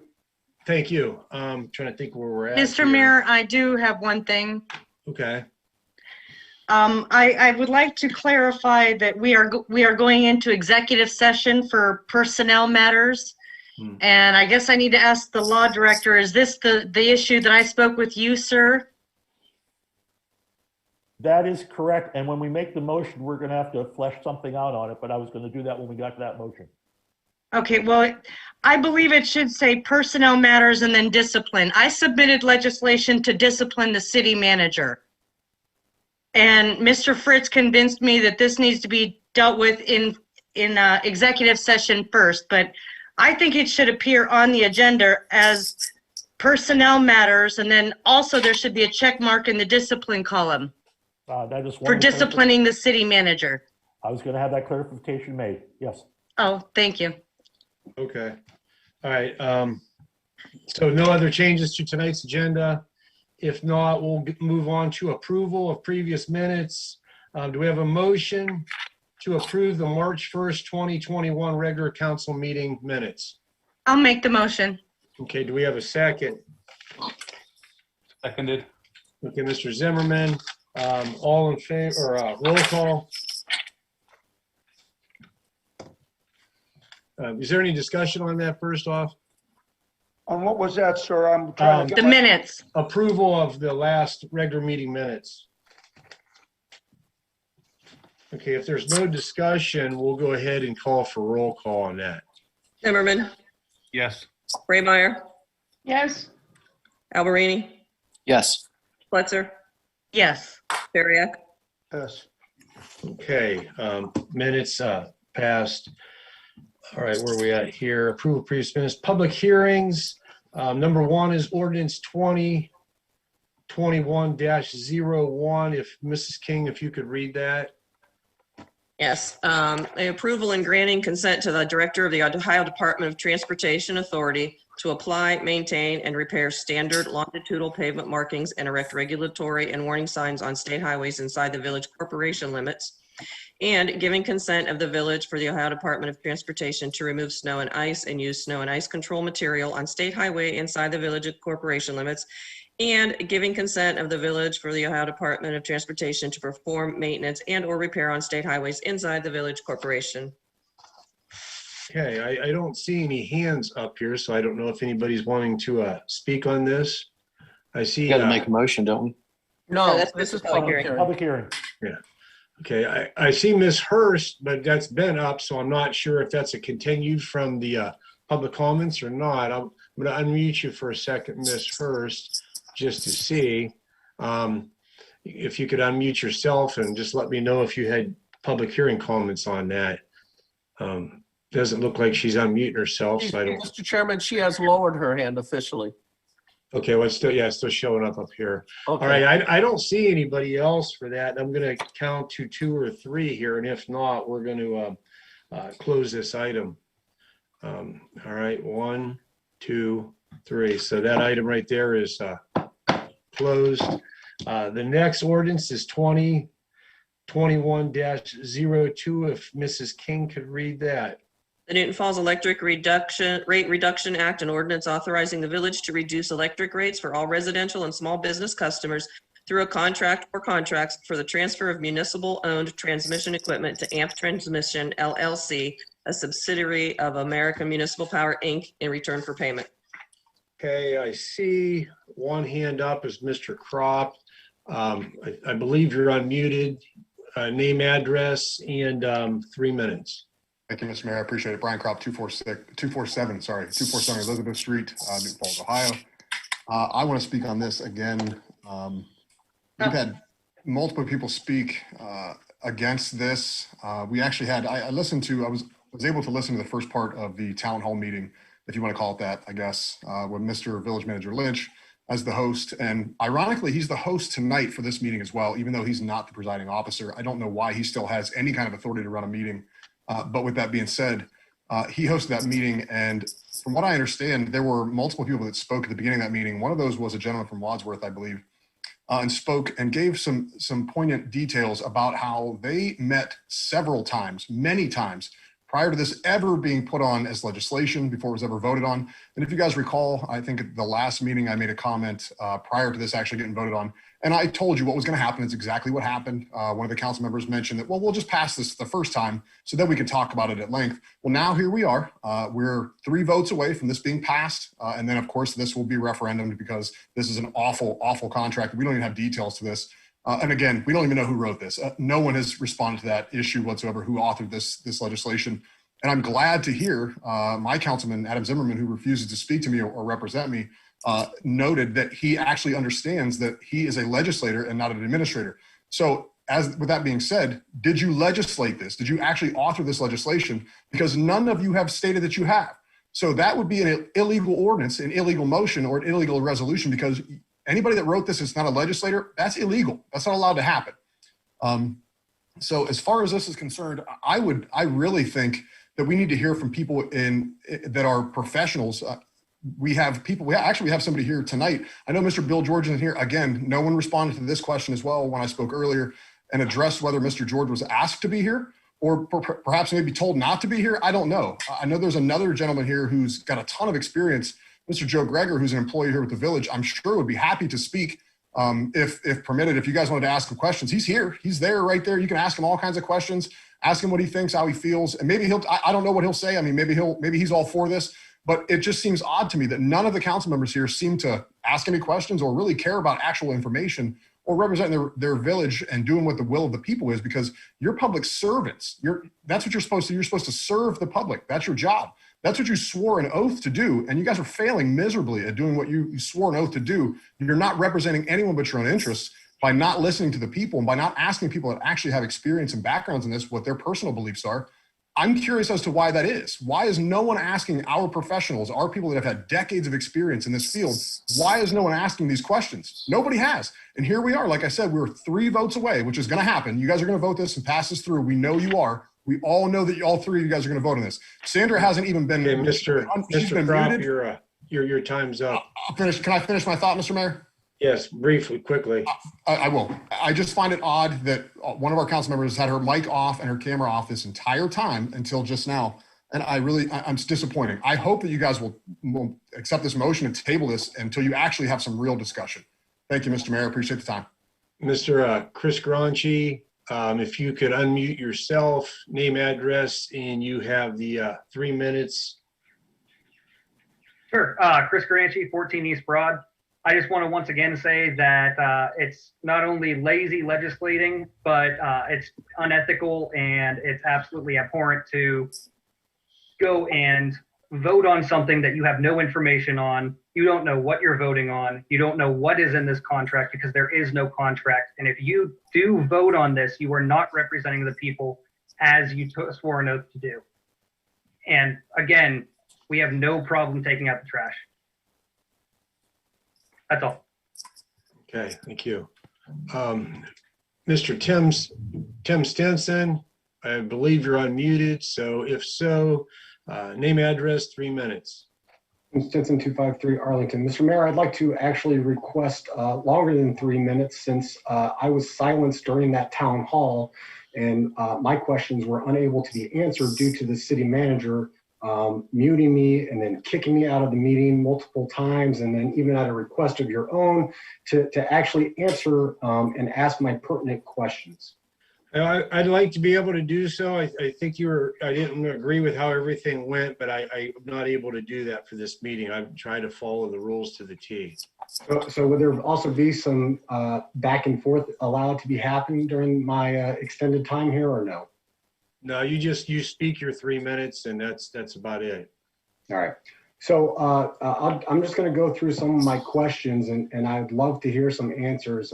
Unfortunately, the public did not get to hear my questions or some of the answers. I would just like to state that my persistence that originally got me kicked out of that meeting, because I was persistent, the consultant, after I went back and watched it on YouTube at midnight, actually did answer my question after Mr. Lynch kicked me from the meeting. So I'd just like to make that point. So my first question is, did we bid this out? The answer is no, because that was one of my questions that actually got answered. So is this even legal that we don't have a public bid? I thought that there's some law that we have to put out bid anything that the public or the city owns to sell. So did we do some kind of public notice to put this out to bid or not? Mr. Lynch actually answered that as no. So that's point number one. Point number two, Mr. Crop actually made my point for me. Again, one of the questions that was answered was there was a number, and I didn't get a specific number, but I guarantee you it was more than one public meetings or hearings on the issue before Wadsworth decided to sell. Question number two is the assets that Wadsworth had compared to what we have, they're not even a comparison. Wadsworth sold their total assets. It ended up being like a breaker and something else. It was like $500,000 if I remember correctly. Not 5 or 4 transmission lines that we're actually going to sell. One of the questions that I had written down was, or one of the things that our consultants were speaking on was, this is going to increase our reliability. And this was a question that I really wish I could have got Mr. George to have some back and forth and some exchange on, because Mr. George essentially said that if the power goes out, one of our people just goes and flips a breaker, and so this is going to get automated somehow. Last time I checked, our reliability in the city of Newton Falls was pretty damn good. I hate to say it, I don't want to live in the township because of that. Our reliability is fantastic. Our electric department does a fantastic job. When the power goes out, we're talking minutes, not hours upon hours or days, sometimes when there's a power outage. So I'm not sure how much better we can get on reliability than what we already have, other than we'll be putting some handcuffs because we won't necessarily be able to control the inventory of what we have now when something goes bad. So if we don't have it on hand, or if AMP doesn't order it, hey, guess what? It's not in the inventory. Now we're waiting days to get the power back on. License. This is my huge point. And I've talked to numerous city council members about this. So one of the consultants brought up the fact that we're looking at this all wrong, that it's a highway. All right. Hey, Mr. Stinson, after this point, I'm going to cut you off, okay? Oh, I thought you said I had more than 3 minutes, sir. No, I said I wish I could. I'm not able to do that. I have to follow the council All right, rules. well, this is a really important part, so I'd just like you to hear me out on this, please. So the consultant said that it's a highway, correct? What is the closest highway that's to us? The turnpike. What does the turnpike do? They charge tolls. This is essentially how AMP is going to recover their money, is that they are charging tolls to use our highway. Now, I understand that it's a license and we do not have the license, but there's nothing stopping us from obtaining the license.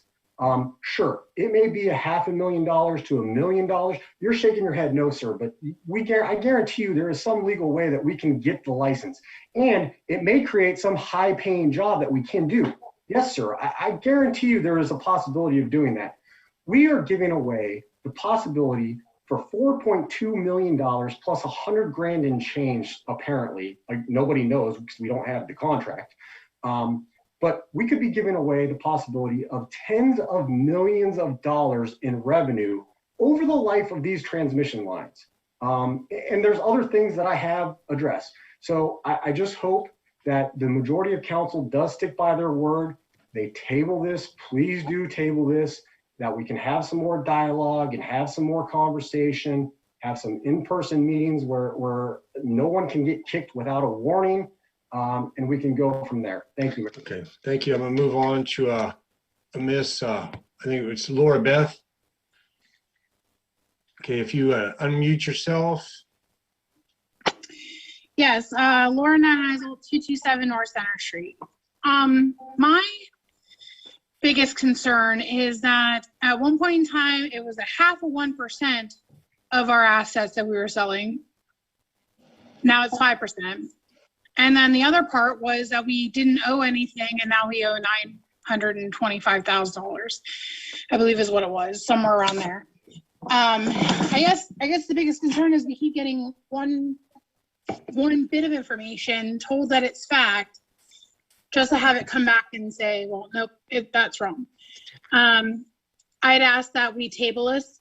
I ask that we wait, because I do see that there is on the agenda about a pamphlet being able to come out to the city, or to the members of the city, the residents, but waiting until we get more information, a contract, and be able to discuss this as a community, because if it passes tonight, there will be a referendum. It'll happen. I can already guarantee that. Thanks. Okay, thank you. And I don't see any other hands raised. If I'm, or Mr. Waddell, okay, give your name, unmute yourself, give your name, your address in 3 minutes. Lyle Waddell, 2404 East River Road. First of all, I want to address Mr. Kropp about the legislation. If you allowed Mr. Bariak to write this legislation, we wouldn't know what to do with it. If you allowed Mr. Zimmerman to write this legislation, they wouldn't know what to do with it. When you do the legislation, you submit it to your proposals to the law director, the city manager, so that the people with the expertise can write this legislation. Point of order, Mayor. Most of us do not have the point of order. ability What's to your write point of that order? kind of legislation. Point of order. He is to be addressing council. He is not to be addressing Mr. I am Kropp. He needs to be addressing I'm addressing the mayor, as we are really ready to do. You address the mayor. I also listened to Mr. Granchi and Mr. Kropp and these people talk about that nobody knows about what they're talking about here. I believe that at least three of the council members who really wanted to know what's going on have educated themselves, and the other two have had an opportunity and they haven't done so. There's a lot of work been done in the last 2 years. This is a great deal for this city. All these ideas and thoughts that you keep bringing up, all the negativity is not there. And this is a great project. This is a great deal for this community, and it needs to pass before somebody pulls the carpet out and we don't have it, and we have to spend $15 million to fix our own lines. We may have to pay fees if FERC decides to drop down to 69. We won't have an increase in our utilities. There's a lot in this contract. There's a lot in this that we've been working on for a long time. And if the people who aren't educated on it wanted to be, they could have been, but they aren't. This needs to pass tonight, Mr. Mayor. Thank you. Mr. Mayor, could I ask, I guess he's in the, yeah, this is public hearings, yes, and I would like to hear from Joe Greger. I mean, if he raises his hand to speak, I'll give him his time. It's public If comments. Mr. Joe Greger is out there, I would like to hear from an expert that works in our utility department. I would like to also hear from Mr. Bill George, if he is around. You know, this is public hearings, and I would like to hear from the people that work for our public utility. Okay, well, I mean, I'll give anybody another second or two to see the hand go up, and if not, if he wants to speak, he could put it up during the unfinished business, so we can waive council rules at that point. But if I can't call on anybody that doesn't raise their hand, so I'll count to 1, 2, 3. If no hand is raised, 2 participants' hands are raised. Oh, Joe Greger. Is Joe there? Yeah. So, Mr. Greger, you would have to unmute yourself now, give your name, your address, and you have 3 minutes. Thank you. Joe Greger. This is Joe Greger. I work for the Newton Falls Electric Department. I do not live in the city, but I work for the city. I have been requested not to speak about this, and I cannot give a comment at this time. Thank you. Okay, is there somebody else? I don't see another hand raised.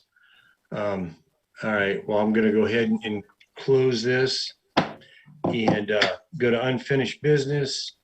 First one is ordinance 2021-01. If Mrs. King could go ahead and read the ordinance. An ordinance approval and granting consent to the Director of the Ohio Department of Transportation Authority to apply, maintain, and repair standard longitudinal pavement markings and erect regulatory and warning signs on state highways inside the village corporation limits, and giving consent of the village for the Ohio Department of Transportation to remove snow and ice and use snow and ice control material on state highways inside the village corporation limits, and giving consent of the village for the Ohio Department of Transportation to perform maintenance and or repair on state highways inside the village corporation. So Do we have a moved. motion? So moved, Mr. Mayor. All right, do we have a second? Seconded. Okay, any discussion? Okay, if give everybody opportunity. If nobody wants to discuss it, we'll call for a roll call. Braymeyer, Yes. Alberini, Yes. Blitzer, Yes. Bariak, Yes. Zimmerman. Yes. Okay, passes. Ordinance 2021-02, I believe it is, if Mrs. King could read it. The Newton Falls Electric Rate Reduction Act, an ordinance authorizing the village to reduce electric rates for all residential and small business customers through a contract or contracts for the transfer of municipal equipment LLC, a subsidiary of American Municipal Power, Inc., in return for payment. So move. Mr. Alberini, do we have a second? Seconded. Mr. Zimmerman, discussion. I'd like to make a place motion. I'd like to place Okay. a motion this be tabled until Mr. George, until we figure this all out. We don't have enough information right now. Okay, we There's no hurry. I'd like to Okay. put that motion. Excuse me, on can I just have the floor right motion? Yeah, you made the motion. Do we have a second? You had Adam Alberini and seconded. Zimmerman do that. Yeah, that was a motion to take that off the table. Mr. Bariak made a motion to table it. Okay, yes. My motion is also to table it until May 17th of Okay, 2021. So Mr. Bariak first, Miss Spetzer seconded. I don't know that there's any discussion on tabling. I think we go right to roll call on I think that, you need to talk to believe. Mr. Fritz there, Kenny. He's waving his hand. It's not a debatable motion, Mr. It Chairman. isn't, but again, is it a specific time we're tabling it or not? I did. Yeah, okay. I said, I hold on. want it tabled until May 17th of 2021. May 17th. Give us 2 months. Okay, hold on, Mr. Fritz, hold on. What were you going to say? Thank you, Mr. Mayor. As we stand now, Mr. Baric has put a motion to table with a bunch of things he said. It's not a specific time. I don't think we have a second on it. Before we got a second on it, Ms. Spletzer put a separate motion on that's out of order. Excuse me. Correct. I'll put a motion on the table it indefinitely until we get more information. Fine. Is there a second? Okay, do we have a second? Do we have a second? To table it indefinitely? I want Yes. to table it till May 17th. Okay, well, we have on the table right now indefinitely by Mr. Bariak. I'm going to give it about a couple seconds to get a second on that.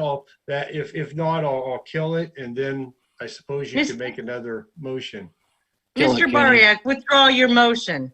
I'll withdraw my motion. Okay. Thank you. My motion is to table it until May 17th of 2021. Okay, do I I'll have a second? second that motion.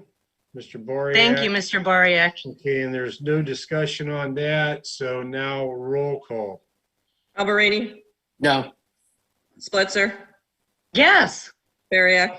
Yes. Zimmerman? No. Braymeyer? No. Okay, motion fails.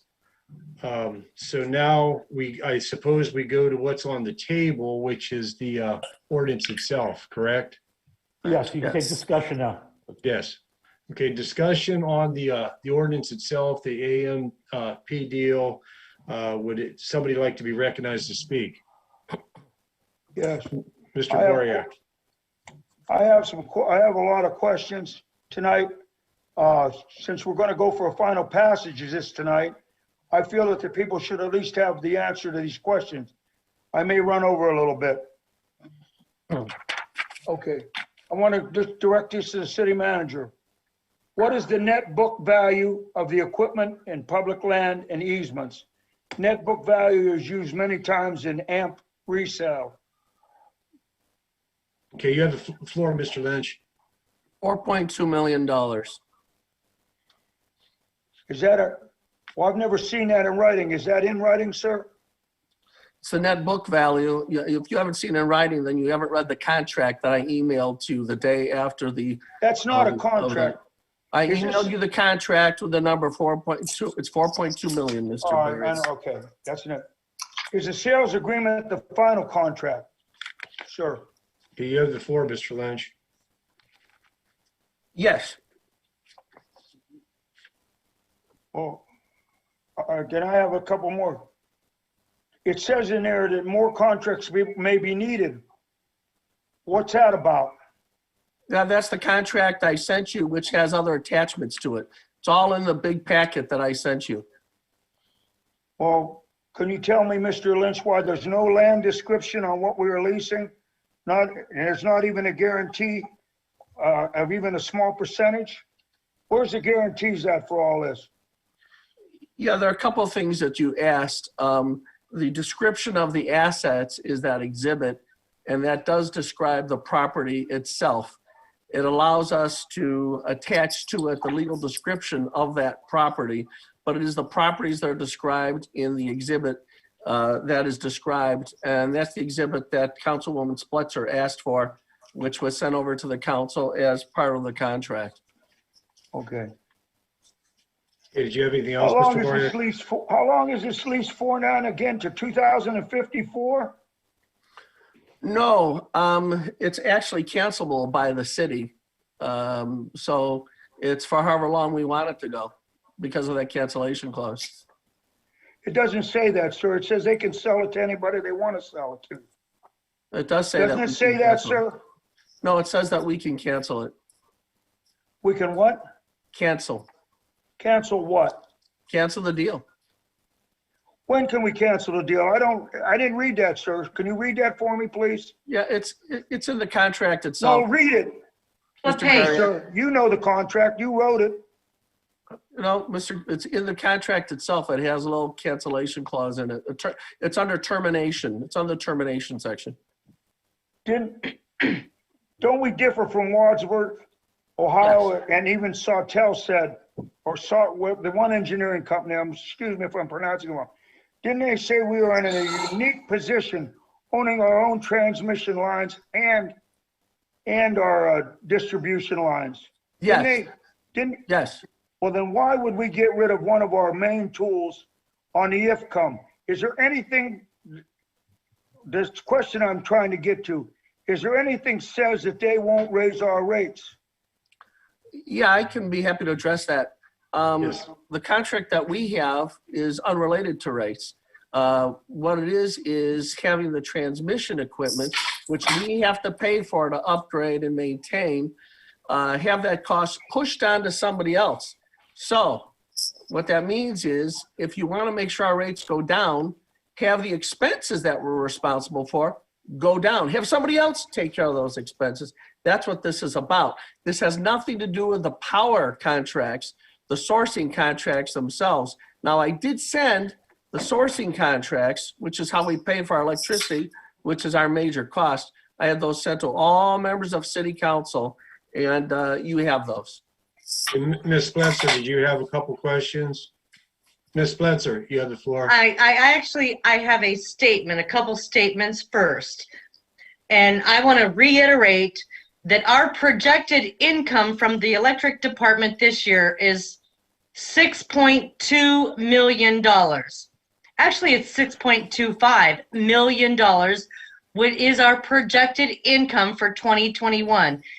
That's just for this year. I've also gotten confirmation from Ms. Musson that our electric, it does fluctuate anywhere from like 5.5 million to 6 point something.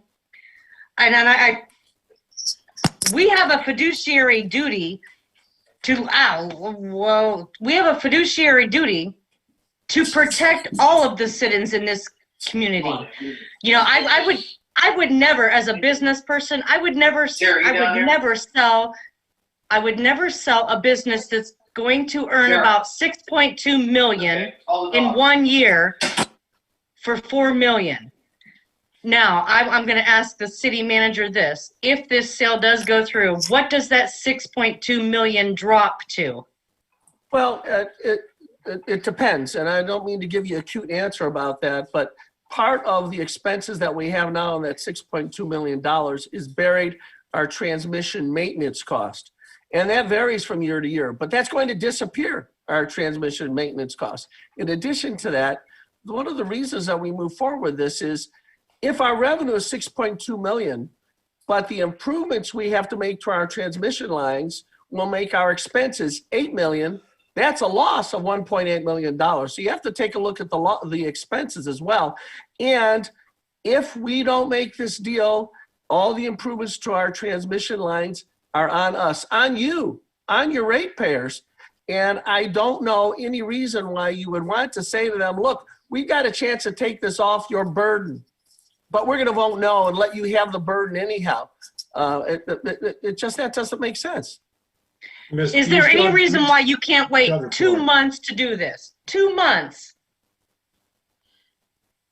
That's all I'm asking for, 2 months. Okay. Did you have anything else, address that to Mr. Lynch, if you have a response to that, or? Yeah, the only thing I would say in that regard is this. AMP-T has, as part of the AMP membership, 133 communities, and they do not have to enter into the dance with us. They're going to take the burden off other communities that are lucky enough to take advantage of this opportunity. They're going to take the burden away from them.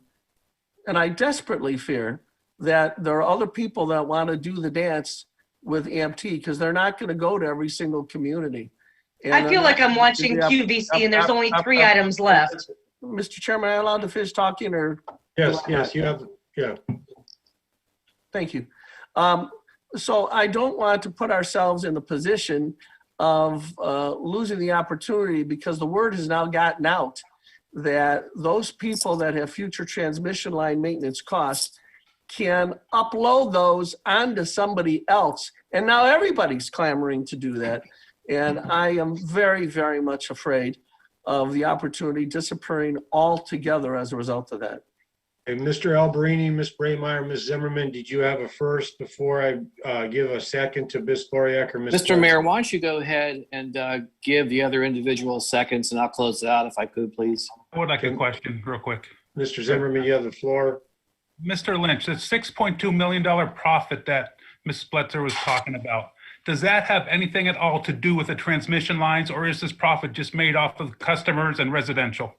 Has nothing to do with it, and don't use the word profit. Exactly. It's not the word profit. Mr. Chairman, I guess I'll stop talking altogether since I'm not being allowed to finish. Right. Continue, Mr. Lynch. Thank you. So it's not profit because that's a revenue number. We also have an expense number, and that is what we're trying to control with this deal. Thank you. Okay, Mr. Zimmerman, do you have anything else? Not for my first, no. Okay, Ms. Braymeyer, did you have anything? No. Okay, does somebody want a second address? Ms. Spletzer or Mr. Boriak?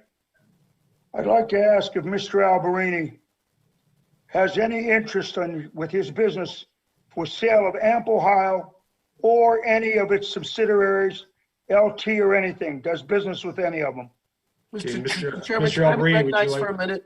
Hold on What's for the a joke, second. Terry? Mr. Alberini, would you like to respond? Well, John, unequivocally, I don't have any vested interest in AMP Ohio, First Energy, anybody like that. Not such as you have, where you've gotten no bid contracts from the city of Newton Falls all these years, and you made out very well. So hopefully that answers that question, Mr. Mayor. Thank you. Go ahead, David. And Mr. Mayor, if I could, I'll respond in closing. Okay, hold on. I have Mr. Lynch, were you going to say something? Or No, respond to that? nothing. Okay, further. Mr. Boriak, Mr. Boriak, you still have the floor. Look, I want to ask from what I understand, it's a 33-year contract at $4.2 million. That means we're going to give up our rights, our land, lease our land, give them all our equipment, which last week, Mr. Lynch, Mr. Bill George said the one station was built in 2007. The rest of them had more than 26 years life expectancy in them, and that's already been figured in the maintenance. What will you unequivocally say that this money isn't going to be used to prop up the sewer department? In other words, we're robbing Peter to pay Paul with this money? Will you unequivocally say that, sir? Mr. Chairman, I'll take the floor when you give it to me, sir. I'll wait. You have the floor. That's we're getting it. The other thing is, I want to ask Mr. Lynch. We're getting 880. Hold on, Mr. Boriak. Let him answer. Let him answer one at a time. Go ahead, Mr. Lynch. Yeah. Mr. Lynch, you have the floor. Okay. I cannot determine the budget of this council. Only they can vote and determine that budget. Council can put the money towards anything city council makes a legislative determination to do. You asked me that question 100 times. I've answered the same way each time. It's the legislators' authority to make the budget decision. So I can't make that decision. Let me ask you a question then, sir. Why can't we give everyone a 10% discount using the coronavirus money, the $880,000? Why can't we do that? What that can be used for that. Why can't we use that money to pay off the electric debt and drop? Mr. Chairman, I'm going to wait until the questions pause and then you tell me I'm allowed to talk because I don't know when I'm allowed to speak. Okay, well, Mr. Boriak, you're just about out of time, so just give him the question or two that you want him to respond to. I asked 2 questions, sir. Okay. Do you have the 2 questions, Mr. Lynch, or no? I have one of them. One of them was, could the money that he identified be used for discount? And yes, as you know, we're taking the question of the discount off the floor. I believe it's written in your agenda that it is. April 5th. April 5th. And yes, John, we are allowed to do that. Yes, we are. Okay, did you have one last question real quick, like, before I move on to either roll call or Ms. Bledsoe? I'd like to comment, Mr. Mayor, if everybody's done, sir.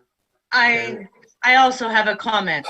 Okay, Ms. Bledsoe? I'm sorry, actually, Mr. Alberini, this is gonna go real quick. Mr. Alberini, did you write this piece of legislation? Yes or no? Ms. Fletcher, as you just heard. Yes or no? First of all, I don't answer to you, ma'am, so let me finish. All right, show some respect. Now, when we submit legislation to the city, Attorney Joe Fritz oversees that legislation and verifies it. So actually, nobody actually writes legislation. We give Mr. Fritz a template of what we want done. Correct me if I'm wrong, Attorney Fritz. And then he takes it from there and submits it to council. So your question, Ms. Tessa, is irrelevant, has nothing to do with what we're doing right here, right now. And I've heard this question brought up time and time again, who sponsors this? I'll be glad to sponsor it. I'll be proud to sponsor it. I have no problem sponsoring it. But Mr. Mayor, can I have my time now, please, sir? No, I've got more questions for Mr. She's Alberini. already had a couple of addresses, Mr. Mayor. Well, I asked you one question, Listen, Mr. Alberini. listen, both of you, listen. You told me after everybody had their two that you wanted afterwards. So I agree with that. Okay. I agree with that, sir. You're right. Yeah, I don't want to be she's- interrupted if I'm answering. Okay, yes, now she's got 2 minutes and then you'll have the floor. Ms. Bledsoe, you have the floor. Mr. Alberini, can you guarantee me that U.S. Safety Gear or any of its affiliates has never done any type of business with AMP, AMP-T, or any of their affiliates? I do not want to be put in a position where there's a conflict of interest. Can you guarantee? I will tell you this, ma'am, okay? Actually, it's none of your business, and this has nothing to do with the city of Newton. Please. And John, It's a you're about as conflict of dirty as they interest. come. So, Okay, Mr. Mayor, can you- I finish, please? Yeah, finish the question, Okay. the answer. So I have no interaction with AMP or anybody else for that fact. But do you, Ms. Tessa, or do you, Mr. Bariak? I mean, Mr. Bariak, you've done a lot of work for tree companies. Do you? Have you ever done work for AMP? Miss Bledsoe, do you have anything else? You got about a minute left. I want him to answer the question yes or no. I think I just did. You didn't. I'm not speaking Italian. Mr. Chairman, can I realize it's out of order? Just one quick Way point out of like order. that. He's an asshole. All right. Ms. Bledsoe, are you done with your questions before I give Mr. Alberini the floor? Ms. Tessa, did you say that? No. Yes, she did, sir. Yes, she did. Yeah, I she did it. Mr. Zimmerman, you don't have the floor. Mr. No. Alberini, you have the floor. Oh, I don't believe we just heard that, sir. I just Don't said even you don't try have that, the Mr. floor. Zimmerman. All right, Kenny. Mr. Mr. Mayor, Alberini. thank you for your time, okay? Thank you for your time. Okay. You don't want the floor? Yeah, I do want the floor. I think you need to mute some people here first before I start Well, talking and hearing these First cuss words. first off, let's stop right now. Or I'm gonna do just like last week's meeting. I won't just mute, but I'll kick a bunch of people out, just like we did last week. You have the floor, and we're gonna move forward. Thank you, sir. First of all, a number of council people have spent this past week and a half reviewing the meetings that we had, the town hall meeting. And oh, by the way, just so the public knows, there's been an inference made that some of the council people don't have the contract. All of us were emailed this contract for review. Every one of Not a us. contract, it's a sales agreement. Listen, I'm not going to split hairs with you. And please, Kenny, please mute her so I can finish. Okay, you have the floor. Continue. Whether it's a purchase agreement or a sales agreement, they both mean the same thing, okay? So we sat there and we listened to all the information from Matt at MS Consultants and Aaron Teeters. I also, and this may shock everybody here too, I also had a lengthy conversation with Bill George. I also had a lengthy conversation with Anna Musson, two people who I think are key to help me make my decision.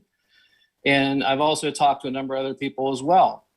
As I go through this, from a business standpoint, I have to get rid of the theatrics. I have to get rid of the stuff that's on my right hand and on my left hand, and I have to focus on the task at hand. And I've asked this past week, I've asked and asked and asked, Mr. Mayor, show me the negative part of this deal. Show me where it's bad. Show me where we could go wrong. And one of the things that stuck in my mind, both from Matt and Aaron Teeters, was the potential of these transmission lines in 10 or 12 years, running their course of life, and we have to replace them. Well, when I asked the question to one of our folks here, okay, so what happens when we have to replace those lines? Who pays for that cost? The citizens of Newton Falls do. Okay, what could that cost be potentially? Well, we don't know. So, but that to me means rate increase right away. And I wouldn't want to even venture to say what that amount of money would be.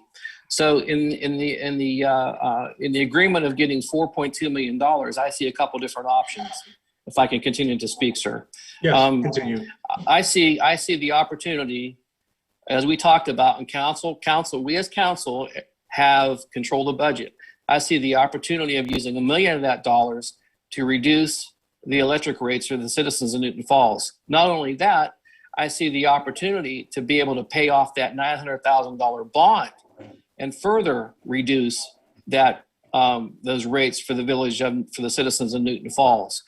And so, as I said previously, I tried to pick out the good, the bad, the ugly. I could not pick out anything bad about this agreement that AMP has submitted to us. And I want to give a shout out to Matt from MS Consultants. By the way, he has no skin in the game whatsoever. This is what he does. He advises. The offer that AMP is making to us right now potentially could be gone in 2 weeks, could be gone in a month. Who knows? I don't know. But I really, really, really feel strongly about this, that it's going to be a windfall for the residents of Newton Falls as far as reducing their rates. Also, some other things came up as far as potentially AMP helping us out in the future in drawing some major companies into the area with their power grid. We talked about New Albany, Ohio, where that's taking place right now. So we've done our homework. I've done my homework. I think Councilman Zimmerman's done his homework on this. Miss Braymeyer's done her homework. We have, all of us council people are disseminated this same information. All of us are. No, we're not. Okay, hold on. Listen, before, are you about done, Mr. Alberini? If Mr. Alberini could give a sales talk, I'm going to talk too, please. All right, well, you're Mr. Mayor, they've already had their second and third addresses. I'm just No, I haven't. Listen, Yes, you everybody, have. stop, everybody. I've given everybody a little bit of extended time on this. It's kind of obvious, and I want to say one thing before we go ahead and call for roll call. And that's, I'm just curious of who told Mr. Greger not to give any information on this and why. I'd like to know that he was told that he couldn't speak on this. He's an individual that has a lot of knowledge on it, and it seems like if it was a really good deal, which I'm not saying it's not, maybe it's the greatest deal in the world, but if that's the case, I would want the guys that are involved to be shouting from the rooftops, and I'm just curious of that. But since I'll never get an answer on that, let's go ahead and call for the roll call. Blitzer, No. Bariak, No. Zimmerman, Yes. Braymeyer, Yes. Alberini. Yes. Okay, 3-2, ordinance passes. Number 3 is motion to give citizens business a one-time discount. That's tabled until April 5th. So do we just blow by that then? Yes. Okay. New business under number 1 is resolution 13-2021. If Mrs. King could read it. Resolution authorizing the city manager to enter into an agreement with Z-Tech Builders and Excavators, Inc. for the Washington Avenue Storm Sewer Improvements Ohio Public Works Project. Okay, do we have a motion? So moved. Who is that? So moved. Okay, do we have a second? Seconded. Okay, any discussion on this? Yes, I have a question. Okay, Mr. Borek, you have the floor. Where are these fellows from, this Z-Tech? Okay, who are you asking that to? The city manager or? I believe it's in the Where's resolution. it from? Okay, Mr. Portland, Ohio. Mr. Fritz, did you want to weigh in or not, Mr. Fritz? Mr. I'm Lynch, sorry, you it's wanna right in the weigh on that? resolution in section 1, Portland, Ohio. Portland, Ohio, okay. Where are they at from? Portland. Portland? No, Cortland, Ohio. Portland, Okay. Portland. Mhm. Okay, did you, Do they have a, do they have all the references and have they been in business for a while? Mr. Lynch?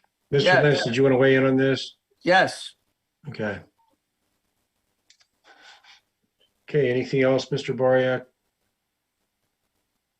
Okay, They if weren't a low not, bidder, I could see that. what's Yeah. that? They were the low bidder, I can see that. Yes. Okay. All right, does Who wrote anybody, the resolution? okay, Ms. Spencer, you want to first here? Okay, 52505. Okay, was that to city manager? Yes. Who wrote the resolution? Law director. He's not a legislator. Ma'am, Ma'am, I'll respond to that for just a moment. Congress has huge staff people. They write all that legislation. You have staff people. We write all that legislation. The Rescue Act was written by a conglomeration of staff people from the subcommittee on Health and Human Services, on Senior Services, on the Railroad Division, and those. I'm asking you about this resolution. Wrote that legislation. Now, Mr. Law Director is a member of the staff according to the charter and according to the ordinance. And for that reason, he wrote the resolution. That's what our law requires. Who directed him to do that? To write the resolution? Yeah. Actually, it was a result of the city council passing the ordinance for the Washington Street project. So the answer is you did.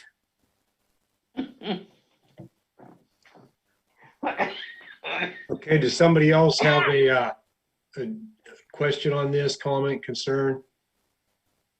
These weren't the same fellows that did Medley, were they? Hold on for a second, before you weigh in, Mr. Boriak. Let me see if Mr. Alberini, Miss Braymeyer, Zimmerman want to first before I give you a second. Does either one of the three of you want to first address? Mr. Lynch? No, I'm good, Mr. Mayor. Thank you. Go ahead. I'm sorry, Adam. Mr. Zimmerman, would you like the floor? Yes, please. Okay, you have the Mr. Lynch, floor. can you just give a brief summary of this so people know exactly what this is entailing? Yes, Washington Avenue was one of our miracle OPWC projects. Last year, we took Washington Street because of all the stormwater flooding going on in the yards and the street there to the OPWC. We were already approved for First Street. We were already approved for Medley Avenue. And people laughed that Newton Falls would never get 3 projects in 1 year. Well, guess what? They were wrong. And this is going to address the stormwater problems that have been going on and on. By the way, it's also going to help indirectly some of the people on Garfield because of the way there's this water runoff. So this is a pretty big deal to the residents. In order for us to get this project, we had to send, and I asked Mr. Stimper to act as my emissary, to go up and down the street and acquire anecdotal information, which we then presented to the OPWC. And again, this was just a wonderful opportunity. The bids, by the way, came in remarkably, the amount of money we're saving. I'm trying to remember, Madam Clerk, what the engineer's estimate was, but I think it was somewhere in the area of $180,000, $190,000. But by any case, the bid that came in was $114,000. Some of the bids were over $200,000, and Thomas Folk has a vetting process to make sure that the person doing the work and the company is legitimate, has great experience, is capable of doing the job without any cost overruns. So it's a great day in the life of the people on Washington Street. Okay, is that it, Mr. Zimmerman? That's it, sir. Thank you. Okay, Mr. Alberini or Miss Braymeyer, did you want it first before I go ahead and open it up to a second? No. Mr. Alberini? I'm good, Mr. Mayor. Thank you. Okay. Anybody want a second? Either Mr. Yeah. Mr. Bariak, you got the floor. When the whole time that I was involved with this, I was told it was grants. Now, to me, there's a difference in a grant where they put up 70, we put up 30. First Street, Medley Street, we've all had to either get bonds or borrow money. The public has to know that we have to pay this money back. I'm glad at least it's being put in the village instead of out there on Scott Street where we don't belong. So anything that I can do to help the residents, we have Artesian, Albert Street, we have Kendall, we have Diamond off of, that can't even get stuff and they've been in the village for years. I wish it would start taking care of ourselves, but that's up to council, what they want to do, I guess, where they're going to put the money. Thank you. Thank you. Ms. Spletzer, did you have something? Yes, the city manager did report to us that the engineer's estimate was 167,000 and that this Z-Tech builders came in at 114, which seems like, quite a low bid, but I did hear him say something about Thomas Falkins or whoever. Who's going to sign off on whether this job was actually done properly, completed properly? Who's going to oversee this project is my question. Can I have the floor, Mr. Yeah, Chairman? you have the floor, Mr. Lynch. Yeah, Councilwoman Spletzer, and projects like this that come from the Ohio Public Works Commission, there are two levels of oversight. Actually, there are three. The first level of oversight is our own street department, closely monitors their activities, and they're very handy in that regard. Secondly, the official engineering oversight responsibility is with Thomas Folk and Associates, and the reason for that is they wrote the bid specifications. And so you want to make sure the person that authored the criteria is the one that makes sure the criteria is satisfied. The third level of monitoring is the Ohio Public Works Commission itself, which requires a certification for completion of the work within budget, within specifications, and with the characteristics to provide a long-lasting asset for the community. So that is the monitoring program, Councilwoman Spletzer. Thank you. Okay, would that be all? That's it. Did I have a second address? Yes, you have, Mr. Bariak. All right, thank you. Okay. Okay, if nothing else, then we'll go ahead and call for the roll call. Bariak, Yes. Zimmerman, Yes. Braymeyer, Yes. Alberini, Yes. Spletzer. Yes. Okay, it passes. Okay, the next resolution is Resolution 14-2021. If Mrs. King could go ahead and read it. Resolution authorizing the finance director to establish a capital improvements fund for the OPWC stormwater projects. Okay, So do we have a moved. motion for this? Was that Mr. Alberini? Yeah. Yes. Okay, do we have a second? Seconded. Can I have the floor for an explanation, Mr. Chairman? Yeah, go ahead. Thank you. The Ohio Public Works Commission, when they fund a project, require that the city set up an isolated account for the project. This is for that same stormwater project that we were just discussing. And unfortunately, in order for us to have a separate account, we have to go to city council. They have a separately demarcated account. Think of it this way. If somebody said to you, we'll let you have the money to do your project as long as you open up a separate bank account so that money doesn't get commingled with the rest of projects that you have. So resolution 14-2021 is merely an adjunct to the one that you just passed. Okay, does anybody have any comments, discussion on this? Okay, if not, we'll go ahead and call for roll call. Zimmerman, Yes. Braymeyer, Yes. Alberini, Yes. Spletzer, Yes. Bariak. Yes. Okay, passes.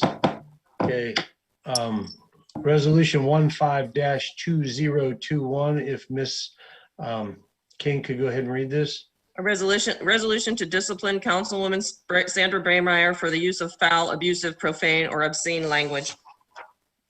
Okay, do I have a motion? So moved. Second. Okay, any discussion? Mr. Mayor, I'm totally against this. Based on what I just heard about 5 minutes ago, I'm voting no on this. Okay, you have anything else? No, Yeah. I'm done. I'm out of here, sir. Thank you. Okay, anybody else? Mr. Fritz, did you have something? I guess I want to make sure that we understand what the motion specifically is and whether or not we're citing any of the specific rules. The second thing I need to make sure is if we're going to proceed with it, we should probably give Ms. Braymeyer an opportunity to get counsel if she wishes, but she's not required to. Well, it doesn't say anything on the council rules about doing that. It says that, that we could bring charges on this for a first warning.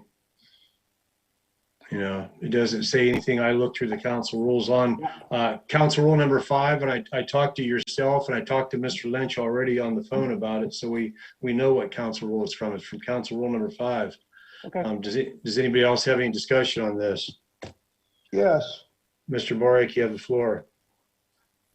I've never been one for vindictiveness, but it seems like that if I go left or go right a little bit, I'm called out by certain councilmen, I won't say who, or another former councilman. I don't abuse any of the village. I don't call names. I have a different opinion. This has gone on long enough. I watched the meeting and I know what it was directed at. I know that, well, I'll tell you what, I'm in work clothes, but I have enough respect. And when we get back, I'll be wearing suits, but I got enough respect that I don't come to council in my bathrobe and be sleeping half the time. Now, that's the truth if you want to watch the video. Point of order, Mr. Mayor. Point of order Wait on a that minute. one. I've got my. What's your point of order? What's the point of order? I think, I don't want to speak out of turn here, but maybe Miss Braymeyer has some Yeah, health well, issues. keep your mouth until I finish. I have the floor, sir. All right, continue and try to, anybody talking, try to stay exactly with where the charges are. Mr. Klein, it's here where she represents all the people, no matter if it's just her ward or not. The total disrespect that she's shown this isn't the first time, and over again, calls for somebody to say, hey, this is wrong. I didn't weigh in on it hard the first time, but now I have to put my foot down and say, hey, enough's enough. I will vote for this reprimand tonight, or censure, or what first. Okay, does anybody else have any? Yeah, one final comment, Mr. Mayor. I'm sorry. Hold on 1 second. Let me see if sir. Mr. Zimmerman or Miss Braymeyer has something on this. I have a quick comment. My comment is Have I spoke? All right, anybody, I forgot about. Go ahead, Adam. Real quick, is this discipline for what was said during the meeting or after last meeting? If we're disciplining someone for after a meeting, are we going to be counting every council person accountable for everything they say against any other council person outside of a meeting? Is that where this is going? Where is this going to end? Well, if that's your only question, I suppose that's on you guys to answer that. You're the ones voting, not me. The only thing I will say is, and I had the same conversation with Mr. Fritz. I said, the reason our country's in the mess that it is because of individuals that want to justify things and want to look and see, did he have the gavel down yet? Did he have the gavel down yet? And there were things that were said earlier on that I ignored. But if that's all you have, I'll go to Ms. Pletzer. Yes, Mr. Mayor. I think that the law director needs to weigh in. I believe that if she votes on her own discipline, that is a direct conflict of interest. She should not get to vote. The benefit of her vote and how it affects her versus the effect that it has on all the people that she represents just is not the same thing. It's a direct violation for her conflict of interest. She should not be voting on her own discipline. Okay, Miss Braymeyer, did you have anything before I give Mr. Alberini a second? I do believe that just a few minutes ago, we heard Tessa swear at Terry Alberini. No, Well, no, first no off, way. both of you stop for a second, Ms. Spletzer. First off, as the law director said, I'm trying to focus on exactly of what this resolution is. Okay, did you have anything else before I go to Mr. Alberini? Okay, Mr. Alberini, you have the floor. Thank you, Mr. Mayor. I appreciate it. With all due respect, sir. You know, I'm mindful of St. John chapter 8, where the young lady was caught in the act of adultery. And of course, you know the story very well. The Pharisees and Sadducees grabbed this young lady and they were going to stone her to death. And of course, Jesus stooped down and wrote it in the sand. And you know, we know what he said. He who is without sin may cast the first stone. Okay. So any of us, I'm not done yet, sir. Okay. So any of us in here, you know, in the heat of battle, say things that we shouldn't say, including myself personally, and I apologize for that. So I think that the residents of Newton Falls deserve better than this. I think that we need to channel our energies on more positive stuff than tit for tat. And you know, my friend Mr. Bariak, when we were friends, I hate to say it, John could let it fly with the best of them and still can. And I'm just astounded that, you know, Sandy, you know, after council meeting, I don't know what she said because I couldn't hear that, but I'm just astounded that it appears that we have different roles from different people. Unfortunately, I'm going to stop you right there. If you're referring to me, you know, I'll ding you on that because I'm as fair as a person as you are. Please don't stop me. Please don't stop me, okay? Well, I'm just saying if you're going to please don't stop me. No, I will. No. If you're going to misguide my credibility or my I'm not, character. Kenny, I would, you know, I have had, me and you have had private conversations. I'm just making sure because I'm the only person, I'm the person that filed the charges. I don't have differing. I didn't come here to make friends. I'm the fairest guy that you're going to meet. Okay. And I told you in our private, well, I won't divulge our private conversations. Okay. How's that? All right. Okay, but the only thing that I have to add to your conversation is you brought up a verse, and I'm wondering if anybody knows what the rest of the verse is. It says, "Go and sin no more." Jesus didn't just go out and say, "Go and do whatever you want, throw stones." You know, he said, "Go and sin no more." This is ongoing. This was an ongoing thing. And you forgive 70 times 70, don't you? Yeah, and I have no ill will here. I says, but there are boundaries. You need to rise above, I believe. Well, I suppose, yeah, I'm rising above what we're used to as the mayor. You know, I seen a lot of the meetings that went on before, and I know what went on, and enough is enough. Does anybody else have anything before I go ahead and say something? Thank you for your time, Mr. Mayor. Mr. Boric, you have the floor. Yeah. Look,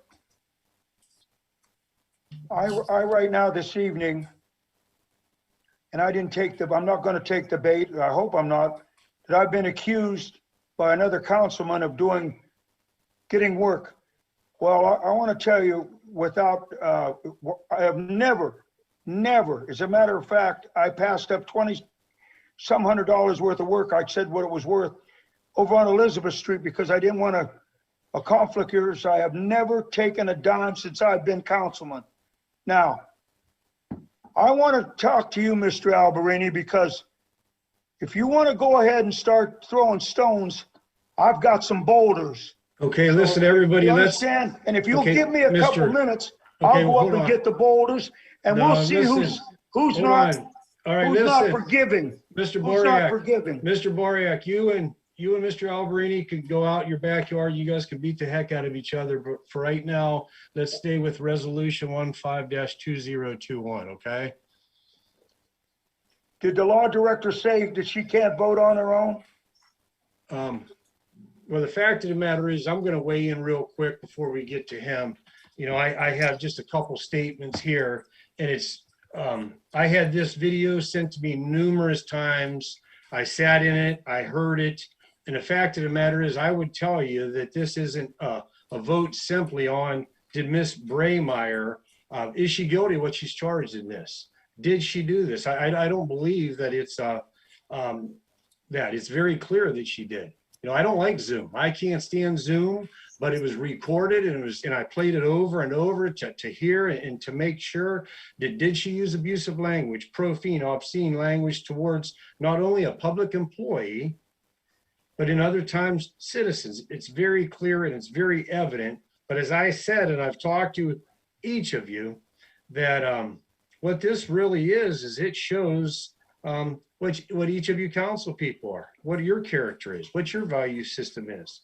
Do you condone these type of things, or do we just continue to sweep this type of behavior underneath the carpet? And I would ask everybody here that's a part of our local government, if that's the case, if we're okay with something that was done so clearly, right out in front of us, so clearly in daylight, then what do we also condone that is done in darkness behind our backs that we do not see?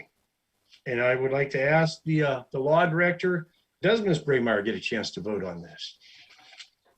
It's been my position that on conflicts of interest, the individual council members get to make decisions about their conflicts of interest unless it's specified that they cannot vote. That goes because there's conflicts regarding business decisions and business irregularities and regularities, interactions. I don't know everything everybody's doing. But to answer the question on whether or not she can vote on this, there's nothing in our charter or our rules that prohibit her from voting. I also consulted Robert's rules, and if she was a non-member of the council, it'd be a different, but since she's a member of council, Robert's rules also does not specify whether or not she can or cannot vote. So I leave it to the individual council member to decide if they want to vote on it or not. I can't prohibit it. I understand it. And I'll throw out a couple things here that I checked into. I told Ms. Hurst that I would, and you can weigh in before we vote. I'm just curious. I did go, and this is just hearsay. I went to a lot of different meetings with the different local municipalities, and I've talked to different mayors to get their view on this. And each of them has told me that it would be unethical. And I was kind of embarrassed when one of them said it would be unethical in any place but Newton Falls. You know, they pointed out ethics policy 102.03D that says that no public official shall use the authority of his office to secure anything of value, and value isn't always money, or to manifest substantial influence upon the official duties. And I would have to say there is influence there when you vote. So I believe that's a no-no. And when we talk about our charter, there's a section that we have that's called conflict of interest. And that's there. If this isn't a conflict of interest, I don't know what is. It says that any contract that an individual has an interest may be declared void. A contract or an agreement would also be considered as a vote. You know, that's a vote. If an individual has an interest or a benefit, they can't vote. That would be a no-no. And I'm just curious if I'm looking at this incorrectly, if you have a thought on that before we go ahead and vote. If I may, Mr. Mayor, Go ahead. I'm not disagreeing with the statements that you made, but I will tell you this, that probably the best way to handle it is that see if she votes or she decides to vote. Yeah. If everyone's still unclear, refer to the Ohio State Department of Ethics and get a ruling on it. Because I did research a few years ago regarding another council member, and again, I cannot find anything that prohibits them from voting. Okay. So again, I think long-term, run the vote. If she decides to vote on this, then make a referral to the Ohio Ethics Board, and we'll get a ruling for future reference. Okay, sounds good. Roll call. Braymeyer, No. Alberini, No. Fletcher, Yes. Bariak, Yes. Zimmerman, No. Okay, resolution fails. Okay, next is number 4, motion to acknowledge the finance director's report. If Ms. King could go ahead and read the rest of the motion. motion to acknowledge the finance director report for the month of February and attachments as presented. Okay, do we have a motion? So moved. Okay, do we have a second? Do we have a I'll second? second. Okay, I'm sorry. I'll second, and I want to first. all right. Ms. Fletcher, you have the floor. Yes, I believe you mentioned this last month, Mayor. It always says that we are given, you know, the financial reports and we are to accept them. And for 2 months in a row, it has now said acknowledge. It has not said accept. I don't think that's just a simple use of words choice. I think there is something different. I want to know why we're being asked to simply acknowledge it and not accept it. I was kind of curious, the same thing there myself. I didn't know if there was some reason for that all of a sudden, if there's something different with the report or anything. Does somebody have an answer to that, or? I can respond to that, Mr. Chairman. Okay, you have the floor. And thank you, Mr. Chairman. If you would allow me to, I would defer to the city clerk and the law director. These normally are housekeeping measures, and so the clerk or the law director will be able to describe the distinction, if any. Actually, I don't think there is a distinction. When you take action on this, you're not indicating that you put a stamp of approval on it. You're merely indicating that you received it. So whether that's an acknowledgement or acceptance, I don't think it makes any difference, but I would defer to Ms. King and to Mr. Law Director. Mr. Chairman, if you'd be willing to do so.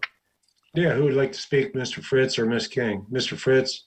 I'm not sure when it switched. My guess is when it switched, it was either a typo or we pulled a different template up. But Okay. Mr. Lynch was indeed correct that it doesn't matter whether it's acknowledge or accept. My understanding from the auditors a few years ago is that they want to make sure that the information is being disseminated, and all we're doing is put it in.